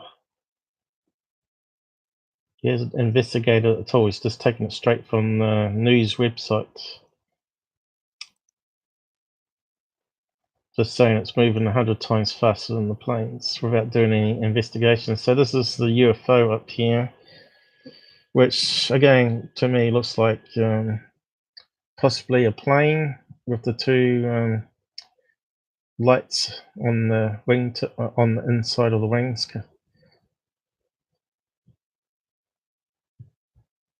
and obviously it's been messed around with in graphics editor, so it's hard to know.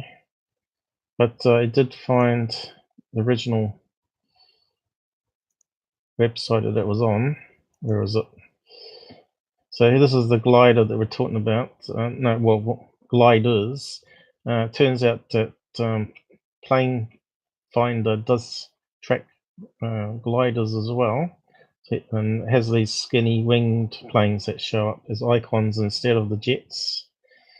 So it's definitely definitely adds gliders on. So I wanted to know for sure whether Plane Finder adds gliders on, because it wasn't on the screen. So apparently I've then found that Scott had also debunked it, like I had, with the same websites coming up with the glider. So that was good for confirmation that my research was paying off. The flight said GD is not a UFO or supersonic plane. It's an error on radar tracker. So he didn't say data, he said the tracking software. Which is good, but I found out a wee bit more than what he has. But I'm just trying to find the original news clip. Oh, here it is. Here's the original news clip. Wonder if I can play it without getting a copyright strike. It's probably worth it.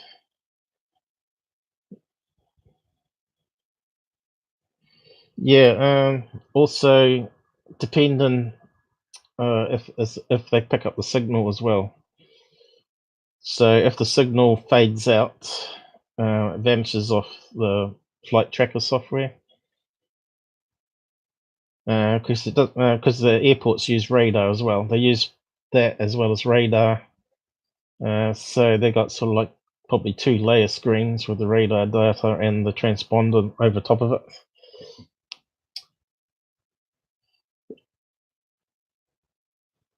Yeah, imagine the G-force. Yeah.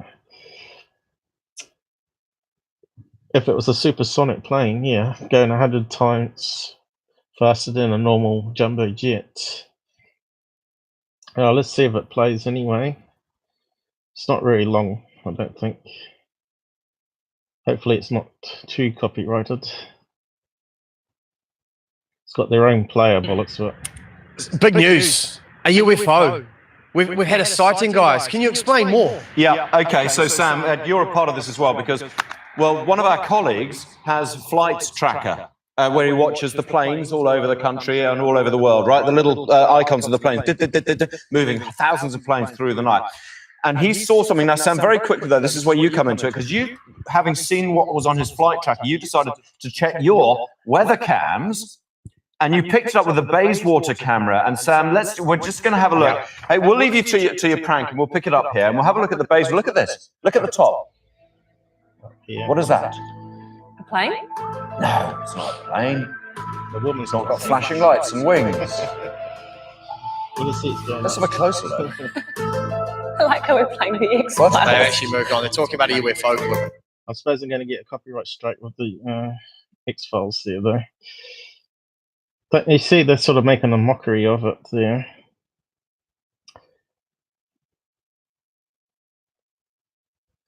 I suppose TV things are copyrighted, aren't they?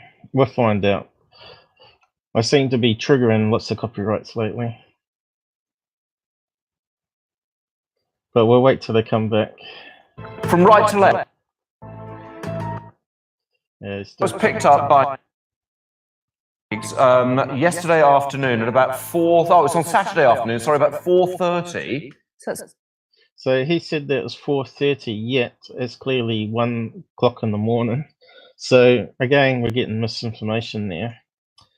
So I don't want to play too much of that because I'm a bit worried about the copyright thing. So yeah, that was the original one. And I guess Tyler didn't use it because he noticed the music there as well. They probably bought a license to be able to play it. And they reported it here on May the 17th, 2016. As you see with the contact ID, which is the automated copyright thing. It goes back to the lawyer at A&E or TV and said, and they don't honour fair use, and they sort of reject it back, and you can then counterclaim it, and it goes back and forth like a ping pong match until they ask you for your name and address, so they can bypass Google and send you threatening letters to pay thousands of dollars for using their clip or whatever. It's just crazy. Copyright's fair use is definitely broken. So yeah, I'll probably find out if that one gets flagged. TV instead is sort of as bad as Hollywood. I call them Bollywood, and so do a few other people's online call them Bollywood. So just close that one down. So he gave us wrong information. He gave us the right day, but the wrong time. Why did they do that? I don't know. He's saying it's his mate told him information. So why would he get the time wrong? So I'll post his one down to you guys anyway.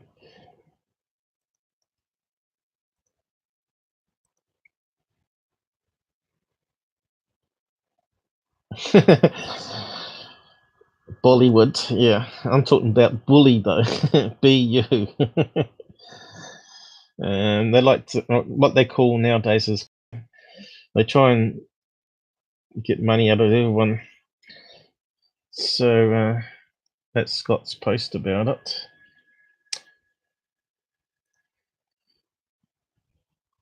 And I think that one before. So you can look up the registry information, regosearch.com aircraft. There you go. You can search it up here. New Zealand, ZK, and then you can put the number in. So all planes are registered, so you can then find it out. I'll paste a link there because that's quite a handy little link as well. So this is the sort of thing Secureteam doesn't do. I'm just going to keep pointing out that he's not a researcher. You can see I'm in New Zealand and I can use online tools to do some basic research, but sometimes you need to go and phone up people and give a knock on the door or whatever. And we normally let MUFON do that, and then we try and get hold of their handwritten report about what they found out. So we'll just close that one down. And that one at least provides a picture. So we don't need that one anymore. And that one there just proves that plane finder tracks gliders, so it should have been on the radar map, which it wasn't. So obviously that shows the other software had a glitch. And here's another one. What's this one called? This one's plane finder, and you can actually also search the registration, or plane type I mean, as well. Plane type and registration, and it tells us the plane type is abbreviated to GG1S, which you can plug that into the filters of the playback function, and it sort of tells you how many gliders are flying in the sky at the same time, which is quite handy. I'll show you quickly.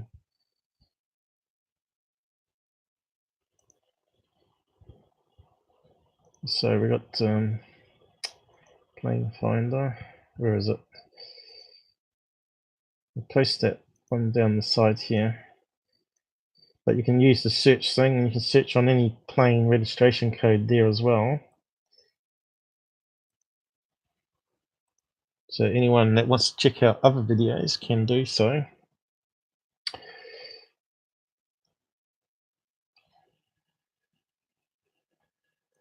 But if we open up plane finder, you can see I was looking in the right area here.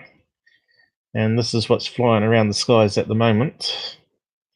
But what you can do is you can go map filters, and you can create a filter. So I've created one here called DG-1000S, and it's telling me there's 0 planes flying in the sky all around the world at the moment, which makes maybe sense. It's not quite the weekend where they do gliding. They fly on the weekends mostly. So yeah, so you can tick on that and you see it removes all the planes that are not gliders, which is kind of handy if you're just looking for a particular make a plane. And if I tick 747, I've got one here for a test, and it shows there's one on the screen.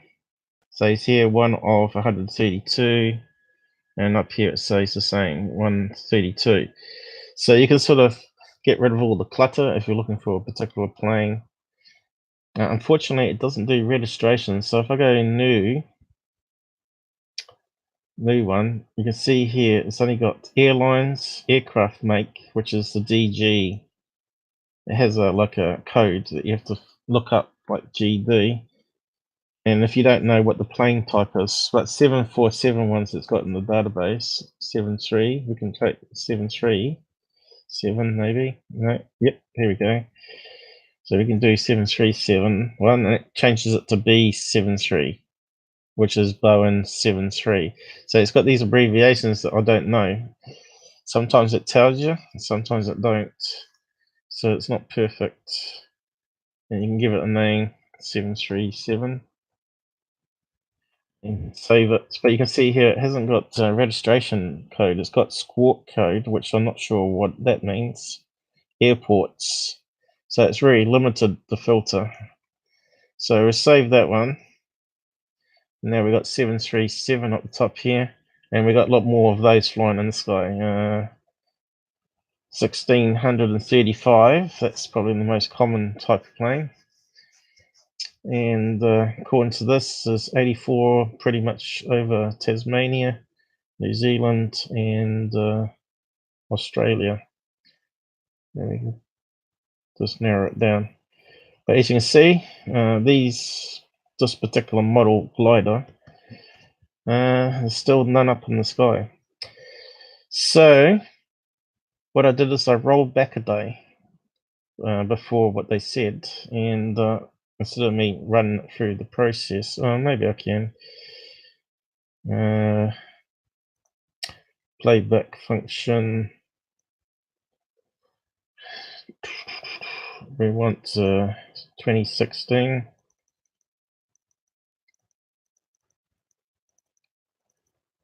May 2016. And we want probably the 13th or 12th, because America, the other side of the world's a day behind. So we start playing that one. It reckons there's still 0 in the sky, and that's at midday, lunchtime. And if we bring up the filters at the same time, we've got that one ticked. Still 0 planes matching there. So I progressed the time on. So we want the 13th, so another 12 hours. You can see it's confusing here because we got GM time, and then we got UTC time, and we've got to get it to UTC time, which has always caused me a headache because you've got to add 12 hours on or minus 12 hours. So still nothing showing, you see, no gliders. 5 in the morning, so we don't expect them to be flying then. So if it was 1 o'clock in the morning, New Zealand, that would be 13 hours, which would be 1 p.m. lunchtime somewhere else in the world. So we want to get this to another 12 hours on, which would be probably 0 the next day. Let's see if that comes up. Here we go, 13th, still nothing in the sky. Have we gone too far?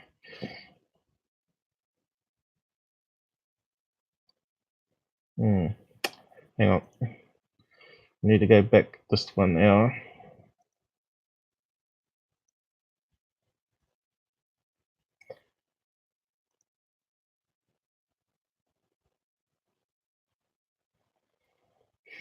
No, why was it not coming up now?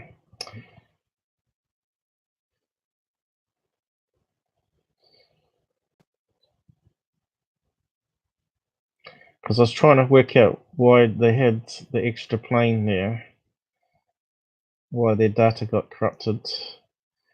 And there was one that showed up at just before, on the same time, but the other side of the world.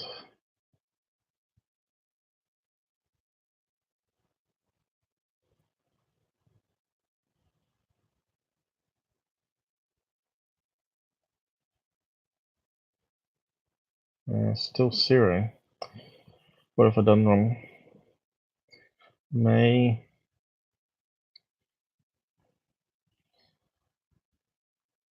Let me just have a look at my snapshot.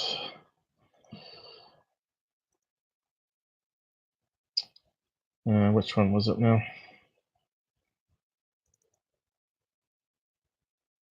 Yeah, it was here. So here's one glider, 0110, 14th. Oh, right. Which would make sense because it would be the same time as in New Zealand. 14th, the same time, but the glider was in over Netherlands, and I thought, okay, that's next to Denmark, and of course New Zealand's named after a island in Denmark, and I thought, could that be where the glitches happened? They sort of merged Denmark plane with New Zealand, and that probably is why it was going across to Australia, because Denmark's this above Australia, obviously diagonally. It sort of fit the glitch. You know what I mean? And it's at the right time, 1:10. Same as the original post. Where is it? Oh, I don't need that one anymore.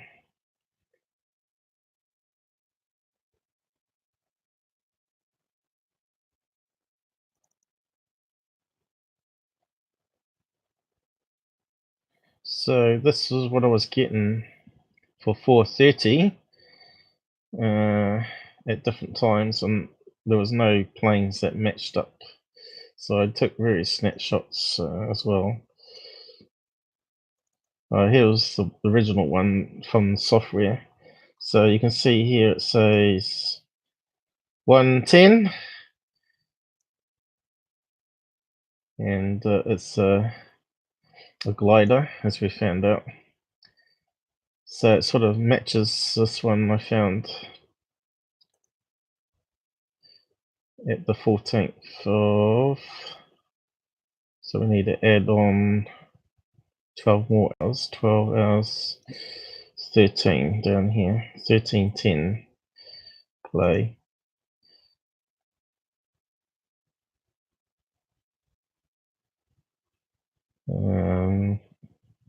Should have come up. Oh, hang on, it's not changed, has it? Still another. Oh, hang on, that's correct, isn't it? Should be 1. What am I doing wrong? Am I getting too tired? Let's see. Here it is here. You can see it's the glider shape. But it's what's here? Go back 1. Forward. So here's that glider one. It's coming this way, which is diagonal to Australia and to where it was flying across. So the time was 13:10:13. So that's what we need to get on the map here. And we're way off. We're day too much. So we need to go a day before.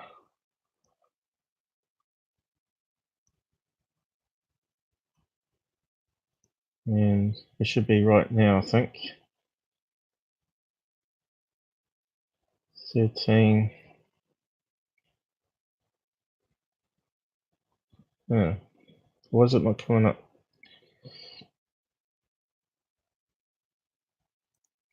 What have I got wrong? 13:13. Ah, right. Still hasn't adjusted it right, has it? So we need to add another 12 on. 12 makes it the next day. 12, 23, 25, 14. Thought we tried that one.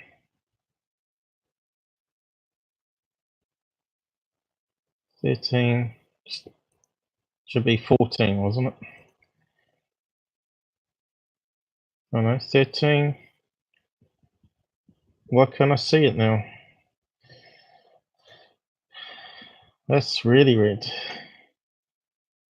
It's not coming up now.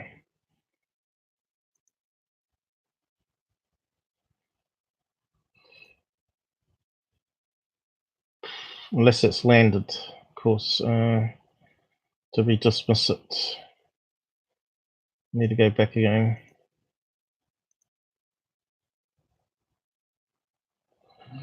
Well, blow me. It's not on the map now. Calling me a liar.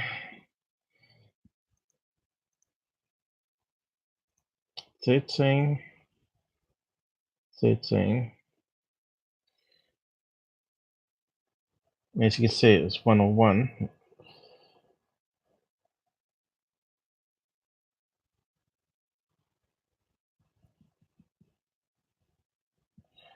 That doesn't make any sense whatsoever.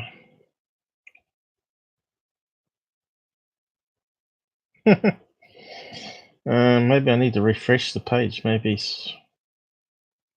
something's gone wrong. I've never had that problem before. Should be there.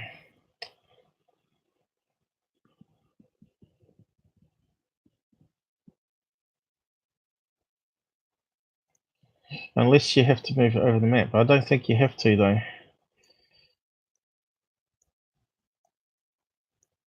Should be this way, diagonally.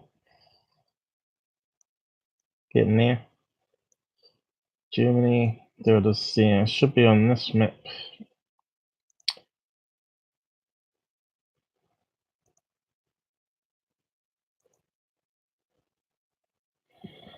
Well, blow me. I don't know what's going on.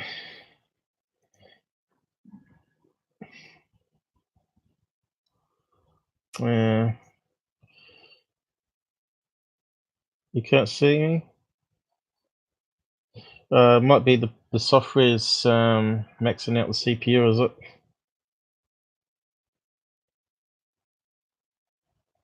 Have you got it on 720p?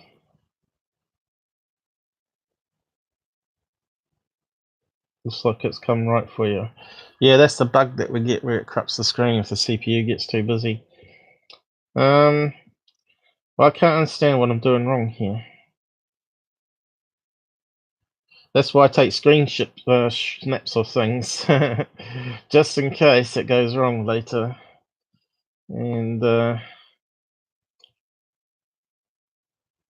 it didn't show up.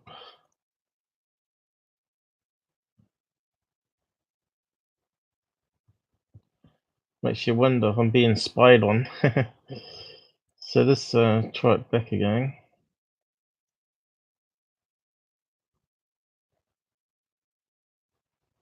It's definitely not showing up the glider now.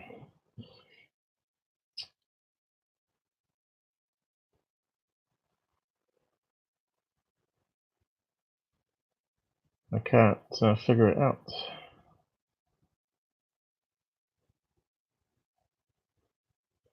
Unless I've done something wrong with this filter. Hang on. Maybe something's gone wrong. Let's edit it. Just check. Could it be because it's caps and not lowercase?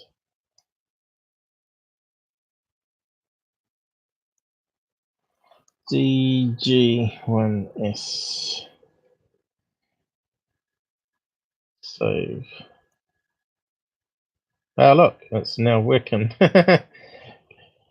I wonder why it went to lowercase then. I'm pretty sure that it had uppercase, and there it is now. So we finally figured it out. So it doesn't matter where you are on the map, is what I'm saying. If you move around back to New Zealand, I'll do that in a minute, it will still say there's one plane in the sky somewhere on the globe, which is quite handy if you want to pin down something. Can you see it now? All right? Or am I just talking to a blank screen still? You guys there still? Haven't bored you? So this keep playing. Hopefully the CPU stays pretty steady, and let's just see where this glider's going. You can see it's not very big.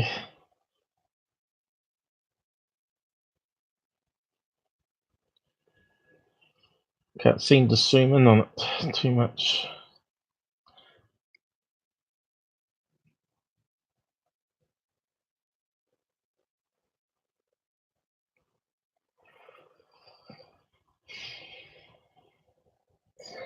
So I think it was this one somehow got mapped to the New Zealand one. So I think I found the glitch anyway. But if you scroll back to New Zealand,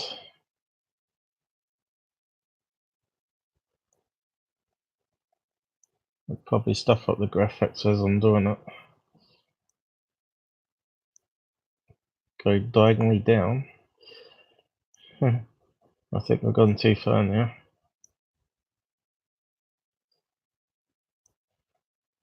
If I get too many planes on the screen, it just sucks the CPU right down, and the live stream goes crappy. That's why I'm trying to save up for this new laptop. I really need to zoom back out, I think.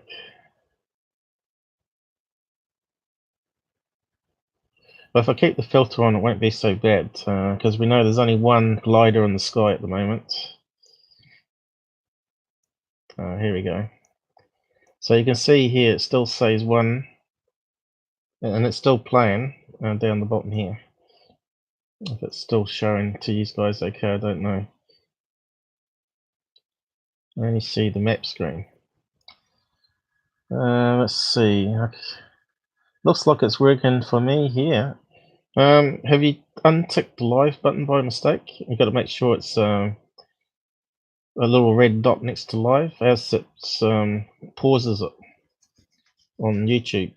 You know about that? You can sort of take it off live and you can scroll back and watch what you missed while it's still going. It's a bit like a DVR, or what do you call them?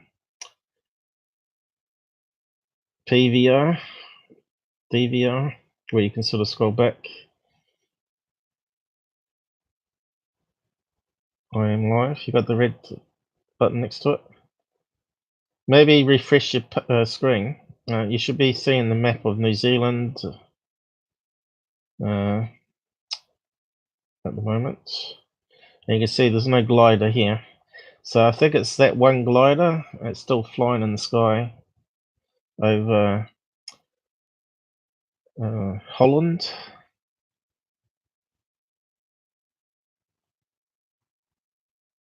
Thanks, Jamel.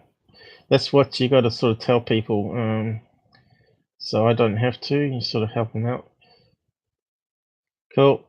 So I'm just trying to say, I think that's where the glitch happened, and Plane Finder here has obviously the correct data, and we've now found out how to use the filters, which is something new, which is good. It's a great tool for pinning down stuff now. We can get rid of all the planes in the sky.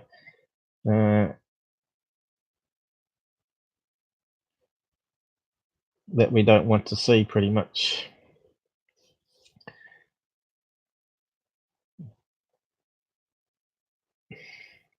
So what else was there to say? So I looked up Denmark, and of course there's a map which is similar to Plane Finder. Netherlands, it was over when it was 1:10, and it was hit. So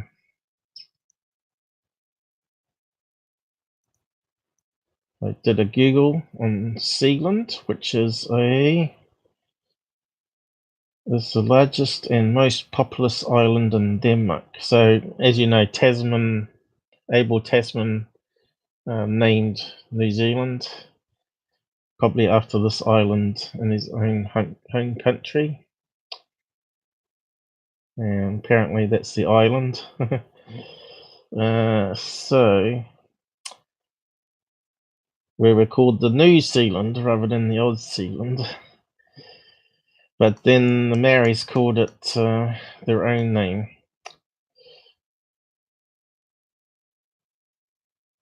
which you can type in New Zealand, hopefully,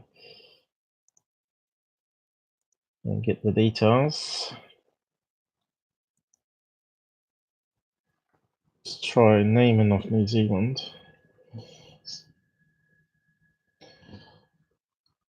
So, did you know that old case was debunked, or only just now when I've been explaining it to you?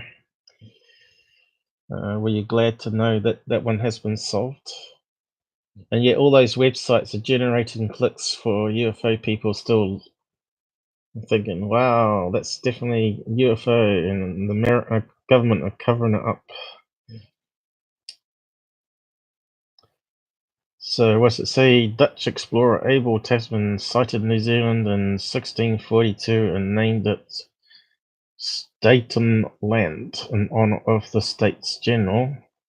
In 1645, Dutch chiropractors renamed the land Nova Zeelander after the Dutch province of Zeeland. I see they spell it different too. British explorer James Cook subsequently anglicized the name to New Zealand. So they haven't included the Maori name. So why is New Zealand called Aotearoa? Aotearoa is a Maori name for country of New Zealand. The literal translation is land of the long white cloud. So that story comes when they used to sail here. They used to see a big cloud mass before they would see New Zealand landmass. So it always was called land of the long white cloud. I guess the Maoris come from other islands on their canoes, so that's what they called it. 1769, James Cook arrived and claimed it for Great Britain, but it wasn't till the late 1700s that the first Europeans began to settle in New Zealand. So a lot of the people that come here obviously come to mine. They sent people from UK here as legal immigrants, not illegal immigrants.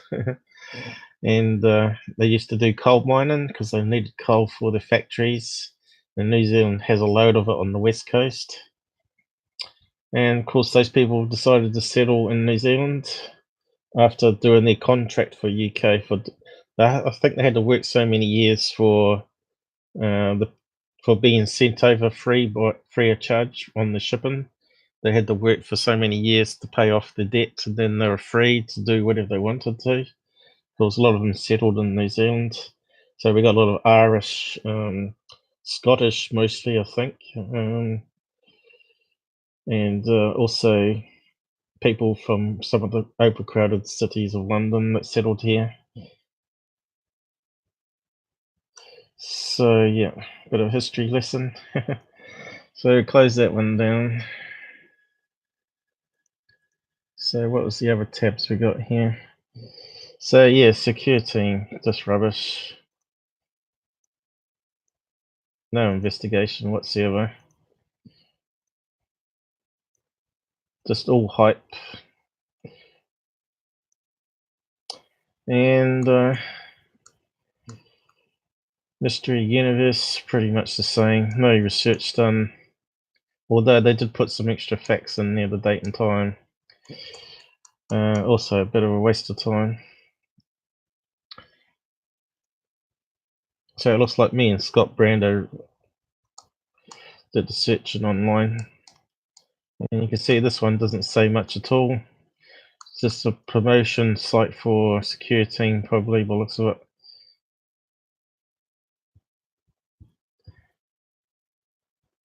Pretty waste of time. Close that one down. So I think we're done with that one. Hopefully it made sense. So I did all these screen snapshots as well, just to see that the maps didn't match up with the other software. And I also did one at 1310, and you can see there's even less planes in the sky then. And then I did a composite of both maps, and you can see they completely don't even match. There's two planes heading away from New Zealand. There's none heading away. There's one flying down the coast this way. That one's got a plane flying upwards that way. It doesn't match at all. Plane going out that direction from Auckland. There's no plane going this way. And the times match. So, yeah. So what other stuff we got? I think that's all to do with the plane. What was that one? Oh, that was that. Oh yeah, that brings me to this thing here. I just saw this tonight. UFO Seekers has put out a X-shaped UFO over blah blah research laboratory. Our latest video, blah blah. You know, I've debunked them so many times with the X-shaped Mylar balloons, letter X balloons. It's just crazy. These people just obviously know better than Secureteam and just out to make money. And when you look at the website about what they do, I did a episode on them, debunking them, and basically they're doing it full time, driving around, filming the skies, uploading to YouTube. I think they've got about 300,000 subs now, and they've shared 4 videos for Secureteam. And you know, once you hoaxers work with each other, so. But I can't understand why Scott likes them. Hi guys, the object can be explained. This is a good candidate. Yeah, and I said down here, he don't care. I already told him about his ex-Mylar balloons. Don't forget he shared 4 vids for Secureteam. So yeah, it's sort of a bit of a hypocrite at times when you get debunkers working with hoaxers. It's bad reputation. And he also worked with Lions Ground, and you know about Lions Ground. So this is the chart I made up about what I said were players. They start debunking and then change sides. And also got hoaxers that sort of befriend debunkers. So they want to get the debunkers on their side so they don't become under the microscope. And I think that's what they've done with Scott Brando here, obviously. Because he hasn't actually looked at all their videos and seen they're just putting up a load of balloons nonsense. So you can see here the chart's got a bit complicated. You got IFOs. At the bottom you got truthers, which consists of a debunker and a believer. So truthers a bit more open. Well, debunkers don't believe in anything. Hoaxers are for money and fame. And then, as I said, you got the players that sort of befriend and work the system. And in the middle here, we got legit unknowns, and we also got mostly IFOs. So you can see here the legit is smaller than the big IFO. So that was a chart I did probably a couple of months back now. So I'm down here on the red. and skeptical but believe in some as legit. And that's normally MUFON investigation. Debunkers are ones like Mick West, I said, and Scott Brando that don't believe in anything.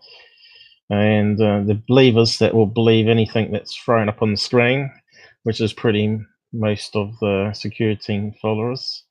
And hoaxers we know about. So this list keeps on going. So I just wanted to bring that up. If you want to go and see that balloon UFO, you can. Let's have a look. We'll see if we can play a clip of it. But it just pisses me off.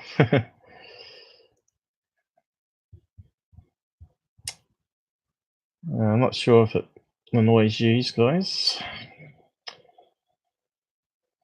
I'm red. That's good. I think that was Truther, wasn't it? Okay, the screen's still working all right. That's good. But if you want to come on chat, you can. If you got Hangouts and got a headset, it's a bit hard not to have a headset because you get the echo and feedback sort of happening. Although it's not too bad because the software sort of counteracts playing it while you're talking. Gerard, I don't think sometimes he didn't have a headset on and it was echo a wee bit, but it wasn't too bad. So if you go UFO seekers, all they're seeking is bank payroll.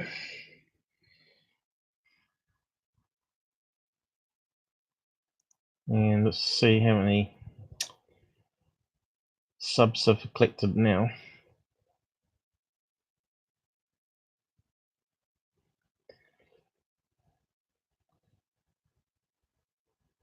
It's not playing anything, is it? So, yeah, 212. I think he had more than that. Has some unsubbed from him now, which might be a good thing. People might be wising up. So, videos. And here we got the letter X balloon again, and about it before. If you go down here, he calls them anti-gravity craft. So it puts my suspicions maybe they got this letter X balloon that they blow up and just throw up in the sky when they haven't got anything interesting to put up.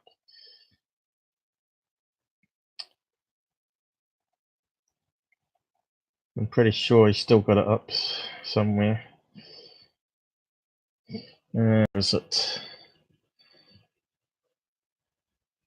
He may have spotted my comment and deleted it. Fine. Oh no, here it is.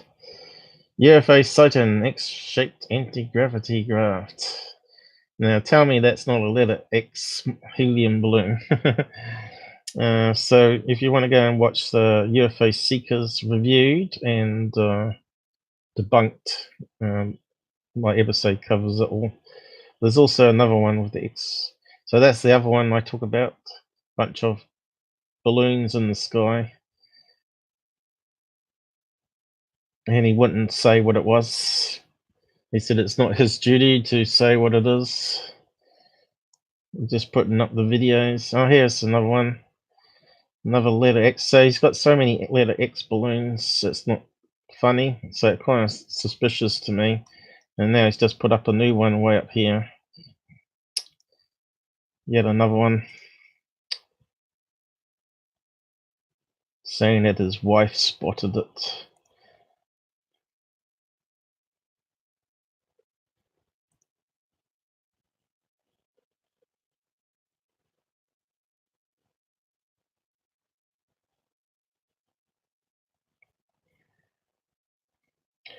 Do people like to watch it because he's got this hot woman by his side? Could be.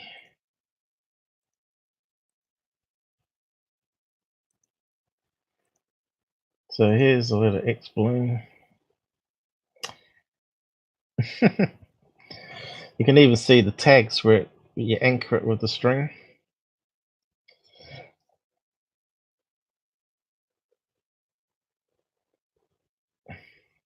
X chromosome floating. We're both scared, I thought. Straight up and down. Jetpack or hover pack. What do they list their site as? Entertainment or what? Yep, entertainment. So shouldn't be taken seriously, but obviously they're trying to be serious. They're trying to say that they're seeking UFOs. If you go and read the about section, I see if they've updated it actually.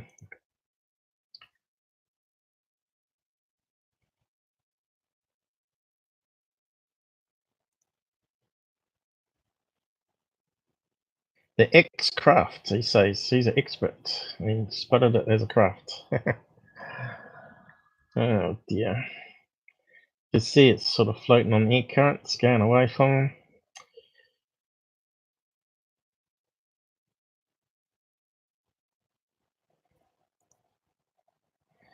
And that kills it for me. Yeah, that's a real craft from Area 51.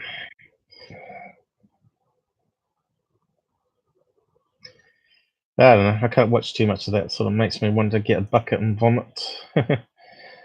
That's why, good night, Jamel. I'm just going to talk about how long have I been going for? Quite a while now, probably. I'm just going to talk about the Gulf Breeze thing and wrap up pretty much, I think. It's been a good night. Yep. So, yeah, what do these turkeys say they're meant to be doing?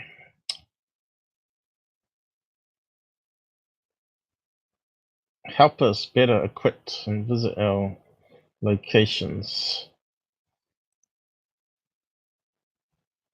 UFO seekers investigates UFO sightings and alien encounters. Well, they certainly catch a lot of balloons. Skywatch 365 days of a year looking for UFOs in the sky. But they shouldn't analyze their own videos because they don't have a clue. Right, about says the same thing, I guess. UFO and alien investigators based in southern western United States research for UFOs and aliens, hopes in documenting what witnesses are reporting. I don't think he's actually interviewed anyone, has he?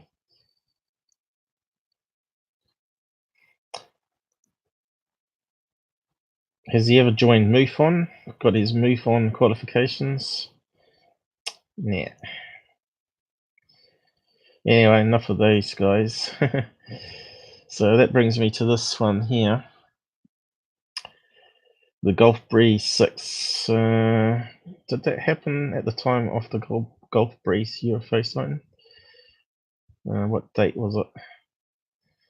So I should read it out. I need to get a drink first. I'll just have a sip.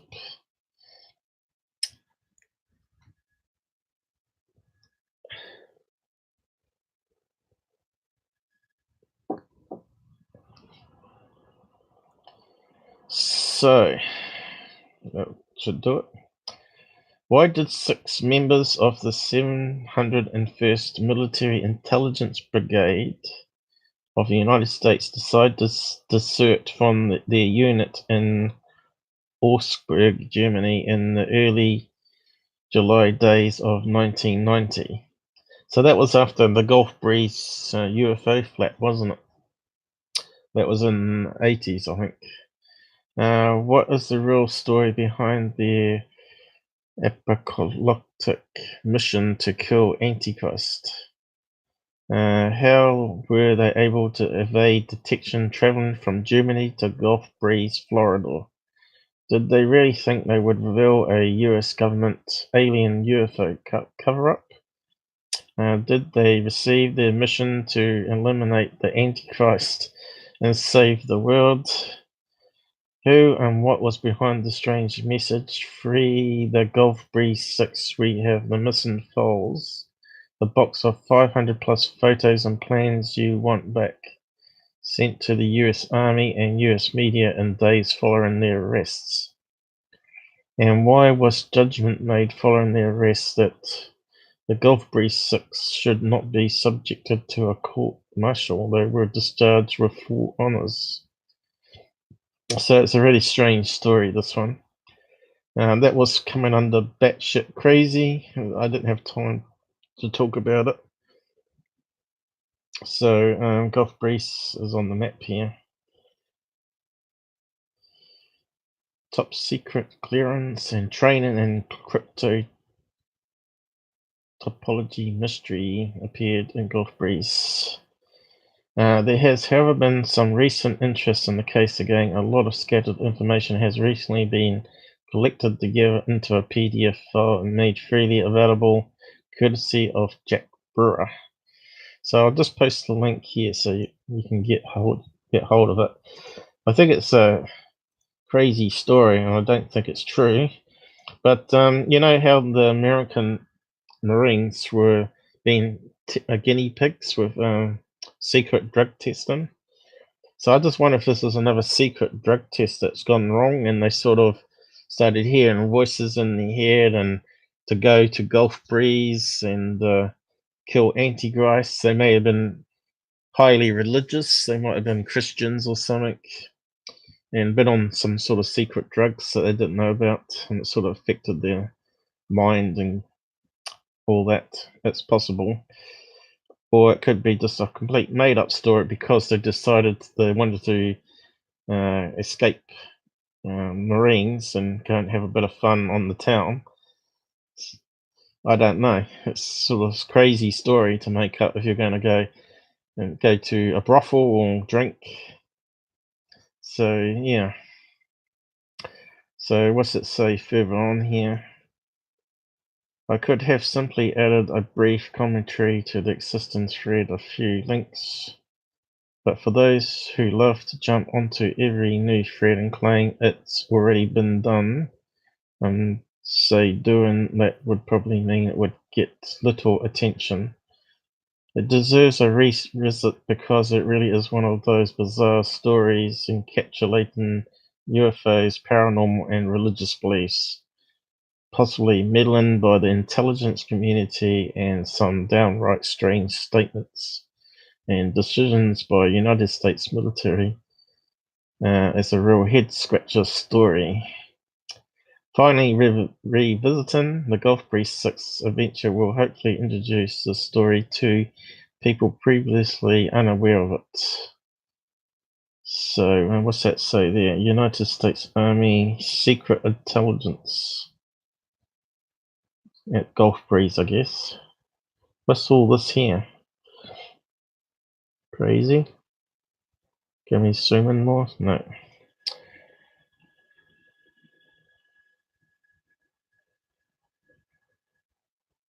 Is it the men standing around in a circle, or is it? It's a bit hard to tell. So, keep going down. Gulf Breeze 6 comprised of a group of intelligence agents based at the sensitive National Security Agency, NSA, eavesdropping post in Augsburg, Germany during the last few months of the Cold War. The members of this group all have top secret security clearances. They were Kenneth G. Beeson, Vance Davis, Annette Eccleston, so that's a female, Michael Huckenstadt, Chris Pierlock, William Stagelberg. They sound like German names, don't they? All were then between 19 and 26 in age. Important perhaps to the story is that they all held strong interest in UFOs and the paranormal and have been meeting together and conducting OG board sessions, Wells in Augsburg. So now we got demon attachments, maybe, huh? 6 believed they were in communication with non-human entities and religious icons. The group also interpreted some of these communications of prophecies. When certain world events transpired, this further enforced their belief and trust in those communications. So could someone been spelling stuff out on the Ouija board and they all believed it? Like, you know how Marines sort of have a crazy person once in a while that goes around on a rampage shooting people for religious stuff. So it's on the cards that someone there was a bit devious and messed around. Based on prophecies received, all 6 deserted their highly sensitive duties on German base in July 1919 and embarked on a mission back to the USA. The motives have never been entirely clear due to conflicting reports from the Pentagon, the news media, and 6 members of the group. So, the soldiers rather surprisingly managed to travel freely and unchecked through Europe across the Atlantic to Chattanooga, Tennessee. It was here they purchased an old VW van and then headed for Gulf Breeze, Florida. Gulf Breeze is a few miles from Pensacola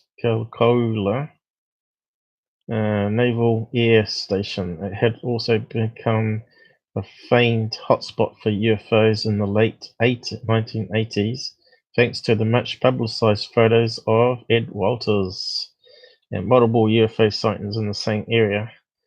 Coincidentally, the MUFON UFO Symposium was held in Florida between 6th and 8th of July. On July 16th, 1919, a Gulf Breeze police patrol pulled a quiet van with the broken tail light. Well, you see that in the movies, don't you? Hexstat had no driver's license or identification, apparently pleaded with the officers not to run an identity check through the police computer. Well, that makes the policeman straight away suspicious. Sign in my death warrant. The officer naturally ignored his protest, and the computer checks confirmed he was one of the 6.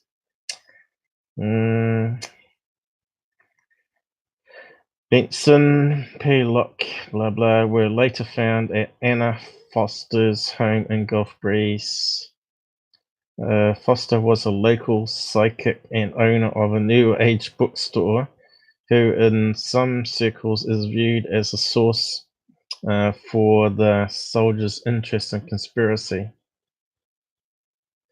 Annette was picked up from a campsite at Fort Pickens. The group passions included several duffel bags, suitcases, blah blah, $4,000 in cash. So they got paid pretty well. Local law, because that would have been like money back in 1990, wouldn't it? Probably be like $10,000 today or something. Local law enforcement officers were also ordered not to ask any questions before the soldiers were transported to Fort Benning, where they were held in solitary confinement, waiting their fate. Local press reported the incident a few days later. This was when the bizarre stories surrounding their activities began to surface from Pentagon, with the media stating with the label them as Christian fundamentalists wanting to attend a UFO conference. They were also accused of belonging to a group known as the End of the World, on a search to eliminate the Antichrist. Such a group has never been proved to exist. The soldiers were also reported to have told a Tennessee man that they were in the United States for the rapture. Other reports had them searching for UFOs because they were believed them to be demonic and part of a coming apocalypse. This would last several years before Jesus Christ would have his appearance in an alien spacecraft. So yeah, sort of batshit crazy stuff. So it carries on here. So I'm not sure if you've heard about that story before, guys. Have lost a few people now. Gotta go. Have a good one. See you next live. Okay, mate. Goodbye.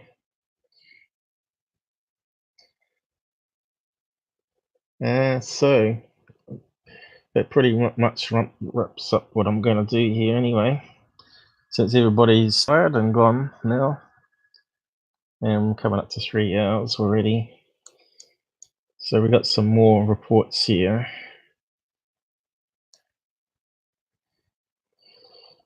So yeah, it's a very strange case indeed. Around July 2nd, someone sent a teletype directly into the army. They also copied similar messages to AP, ABC. The international news media did not reveal this for another 3 weeks, however, some local Florida papers did so. We have the missing plans, the box of 500 plus photos and plans you want back. Here's proof with close-up cutout. So, have they got any pictures of aliens and UFOs though?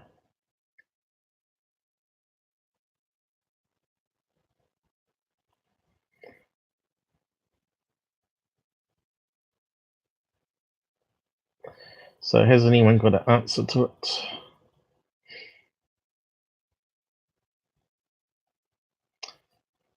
Conclusions. There aren't many definite conclusions at all. The thread was written to pique interest in the case. Jack's valet in his book Revelations had this to say: this brings us back to the alleged psychic messages supposedly received by Vance Davis. It is plausible that 6 March soldiers, they may have been deluded, but they certainly demonstrated they were not stupid, would have taken such a radical step as desertion purely on the basis of telepathic impressions. It is not more likely that the messages about Armageddon and salvation by UFOs came to them through the same secure channel they were using in their work channel, which by definition would be above suspicion of tampering. Should we conclude that US military communication channels may have been compromised by 1 or 2 cults with extreme beliefs? If the reader follows my line of reasoning to this point, then he has led to a final question: who could have the bizarre motivation and the highly compartmented knowledge to access an encrypted network and target these 6 soldiers? Was it an exercise of the same genre as Ponto's and Bentwater's, a project that played games with the gullible of the believers in order to test the feasibility of deception within a vital element of the armed forces? Seems to me that's has only sort of suggested that there might have been some drugs or some experimental mind control going on that went out of hand, because it's happened before. So yeah, I'll leave it there, and I'll wrap up for the night, and I'll see you again Sunday at the regular time of 10:30 p.m. New Zealand, which will be Saturday American. And I don't think I've got anyone on the side anymore. So I'll give credits and say thanks for sharing and liking, and hope to see you again, guys.